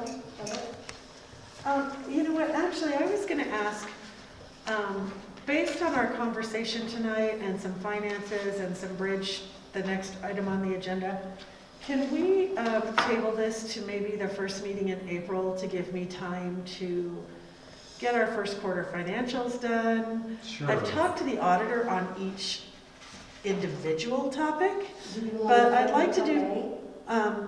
well, we usually advertise in May, so if we can table this until an April meeting, I'll have time to do first quarter financials. Because what I really would like to do is now a new draft budget for 2021. So can we table this one? Okay. Sure. Awesome. Sure. Table. Thank you. So moved. Thank you. Okay. Next on the agenda is the Main Street Bridge Construction Contract Award. Yes, and Speaking of money. yeah, I put one in front of everybody. So, We received 2 bids for this project. The lowest responsible bidder for construction, $1,728,019. I reached out to CDOT and DOLA. There is no additional funding available under our current, nobody has any money, basically. We have been really, really good the last few years, so this is going to hurt. However, we will, however, it'll probably take, and I don't have our 2020 financials yet, so I talked to the auditor and we kind of spitballed some numbers, so I apologize, I don't have exact numbers, but this will probably take our fund balance down $1.2 million. So that's not, we're still healthy, we're still in compliance, and I think 2015 or 2013 or something, we got down to like an $800,000 fund balance. That, I am conservative, that makes me nervous. So we also don't have a choice on this project. I included a budget for you guys. The original budget to now, 6 years later, is double, and we can't wait. I also included the most recent bridge inspection, so you can see that it's been downgraded from a blue to a green. It has to be done within the next 12 months. So it needs to be done, and I do think that if we can afford it now, which is why I want to kind of come back to you guys in April, because I think we're going to need to be, continue to be fiscally conservative in our general fund for the next few years to build our reserves back up, so that if we have a big project or an emergency or something happens, we have the funding available. Because our cash match is going from $250,000 to $820,000 on this project. Yeah. Yep. We know like they're an acceptable bidder, They absolutely actually are. can and know how to build a bridge. They have been, and they're actually already, CDOT has like their pre-approved, whatever, they're on that list. And I included the information. I sent the request to CDOT for concurrence as well. I'm just kind of running the project, so I sent the request to CDOT for concurrence, so I included that information for you guys tonight. It's D&L Construction. They've done a phenomenal job for us. Our engineer today on the water plant said, you know, D&L is the gold standard. They love working with them. It's a different engineering firm, but they have a great reputation. They did our pedestrian crossing. And they're local, they're Cortez. Oh, nice. Yes, so I just don't know how we can put this off. Oh, yeah. I also asked CDOT, and because again, not super familiar with every detail of their policies and procedures, but I also asked them, can I negotiate? And they said, no, you cannot negotiate. You must award the contract amount, and then you can negotiate scope. But, so I'm going to try it. It's Dave and Lana Waters. They're amazing. They do great stuff for us. So I'll try and see what happens. And I'm hopeful that we can get this down a little bit. I don't know, but I'm hopeful that we can, get it a little bit less. But again, worst case scenario, this is what we're looking at. Any questions? I guess my question is more of the citizens' concerns about when this would start. Did they give any kind of time frame when? I hesitate because in November, they said, oh yeah, in 2 weeks you'll have your notice to advertise. And then we got it in January. So I did ask them. They said, oh yeah, we should be able to turn around in under a week. So I don't know. I've not seen that quick of a turnaround, Right. but I'm hopeful that in a week or so. I think last night we talked about starting April 1st. Yes. Yeah, that's why we need them to turn it around. Yeah. And so there's no holding it till November there's absolutely no way we can put this off again because outside of all of the renegotiate and that kind of thing, the essential repair letter, it has to be done by November. So, And that's pretty clear to our citizens? I hope I made that clear last night that we're not delaying the project. Yeah. I mean, I tried to listen and hear them, but we can't. We can't. We No, I can't mean, delay. we're supposed to do this like Right. Well, and last year, our hope was to try to do it in the winter time. Yeah. But it just didn't happen because we had all these hoops to jump through with CDOT. And I just feel like we cannot put this off anymore. And it wasn't necessarily CDOT that delayed this project. I don't know if you remember, we had some issues with right-of-way acquisition. Yeah. So with right-of-way acquisition, But it was the fact that that was brought up last minute from Yes, them. yes. That So- kind of brought a yeah. wrench into the program. so I hope that I made it clear. I think I did. But we can't delay it. We just can't. And like I said, I'm unable to find any other funding sources. Robert Shanks, our CDOT engineer, he's amazing. He's so responsive to me. He's my contact, and then he goes up his chain, I come to you, so he's, I sent this information to him today as well, and he was gonna turn it around quickly for me as well. So I just don't see that we have any option. And 820,000 makes me incredibly nervous. Yeah. But we've been very conservative the last few years because we didn't know what these were gonna come in and look like. So I don't know, and that's, in April, I have, maybe we can come up with, I've got some suggestions to maybe come up with 70,000 that we can cut this year, and if we can get this a little bit lower with the contractor, I don't know. But we have to do it. So. Do you have the traffic control plan made? We're going to use the MHT itself, or I've got the traffic control plans, like it specs in the plans online. And then I do have, Jim Horn, our engineer, has somebody who's going to draft the MHT for us. Okay. And then Terry and Wes are actually, I have paperwork on my desk, we have to sign it, but we got the yellow forms, so they're now actually TCS certified. Okay. So we're going to be handling that ourselves based on the approved plans. Yeah, because some of the reason I bring it up is some of the concerns tonight were, hey, control this intersection, control that. And I'm not entirely sure it's germane to the actual project area. Well, and we also let people know the plans are online. It includes traffic control. And I know a couple of them last night were, have looked at them and stuff. So we'll just follow what CDOT's approved. Yeah. We had to agree to that in order to allow us to do traffic control, which saved us $83,000. Yeah. So we'll do what we can, but. There's an impact, and you just got to grin and bear it. Yeah, and like I said, I hear them, and it does. Trust me, I wish there was something we could do, but it is 120 days for 100 years. Right. And we just. Well, we hope. Yeah. I heard from a few people the last week or so in town, well, we didn't know about this, and look at our road.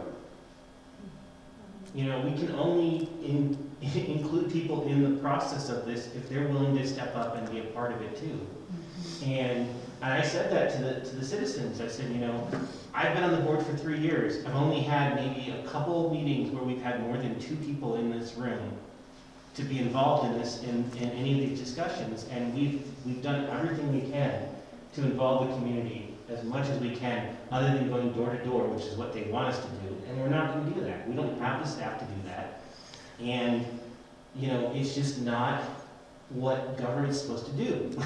Well, and specific to this project, we've done a couple of press releases. I mean, we haven't done like every quarter for the last 3 years, but we have done several press releases over the lifetime of the project. Yeah, but everyone in town knows that we got to put a new bridge in. There isn't one person in this town that doesn't know it. Well, people will say that though, because they came up to me and said, I just heard about this the other day, and I'm like, we've been working on this for 6 years. I was going to say, it's been discussion forever.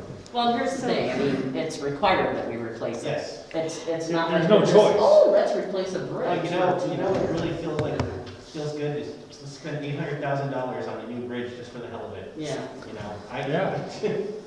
It's got my vote. Still think we should make it out of concrete Legos, but. Okay, so I would entertain a motion. I move we award the construction contract for the Main Street Bridge Replacement Project to David Land and Waters Incorporated, DBA DNL Construction, and authorize the town administrator to execute the contract. Second. Okay, we have a motion by trustee Graham McWhorter and a second by trustee Cindy Simpson to award the construction contract for the Main Street Bridge Replacement Project to David Land and Waters, Inc., DBA DNL Construction, and authorize the town administrator to execute the contract. Heather, would you call the vote? Mayor Pro Tem Fred Brooks. Aye. Trustee Janice Bryan. Aye. Trustee Betsy Harrison. Aye. Trustee Brett McWhorter. Aye. Trustee Cindy Simpson. Aye. Trustee Ed Hallam. Aye. Okay, motion carries. Yay, we're getting a new bridge. Okay, the next thing on the agenda is the items for the March 24th. That's to be determined at this time, or sure will be covered. I do have one item, which is the Columbine Inc. liquor license transfer of ownership. Nope. New 86 list. And I needed to ask you guys, I wanted to ask you guys, we have a special meeting on Friday. Our town attorney will be in court all day, so does 5:30 on Friday evening work for you guys? Got to bring yours. That's this Friday, correct? This, yeah, tomorrow, day after tomorrow. So that's the 12th, Okay. at 5:30?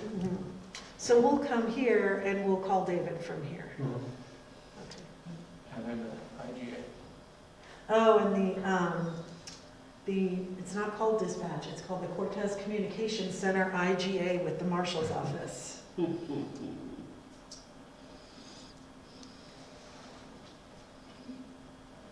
And again, I'm just hearing some great things about your office and your officers. Lots of good comments. People are proud of them. That's good. Thank you. Okay, I'm entertaining a motion to adjourn. Move. Second. Motion adjourned. Meeting adjourned. Second. Figured I could have gotten Heather and Yes. extra stuff.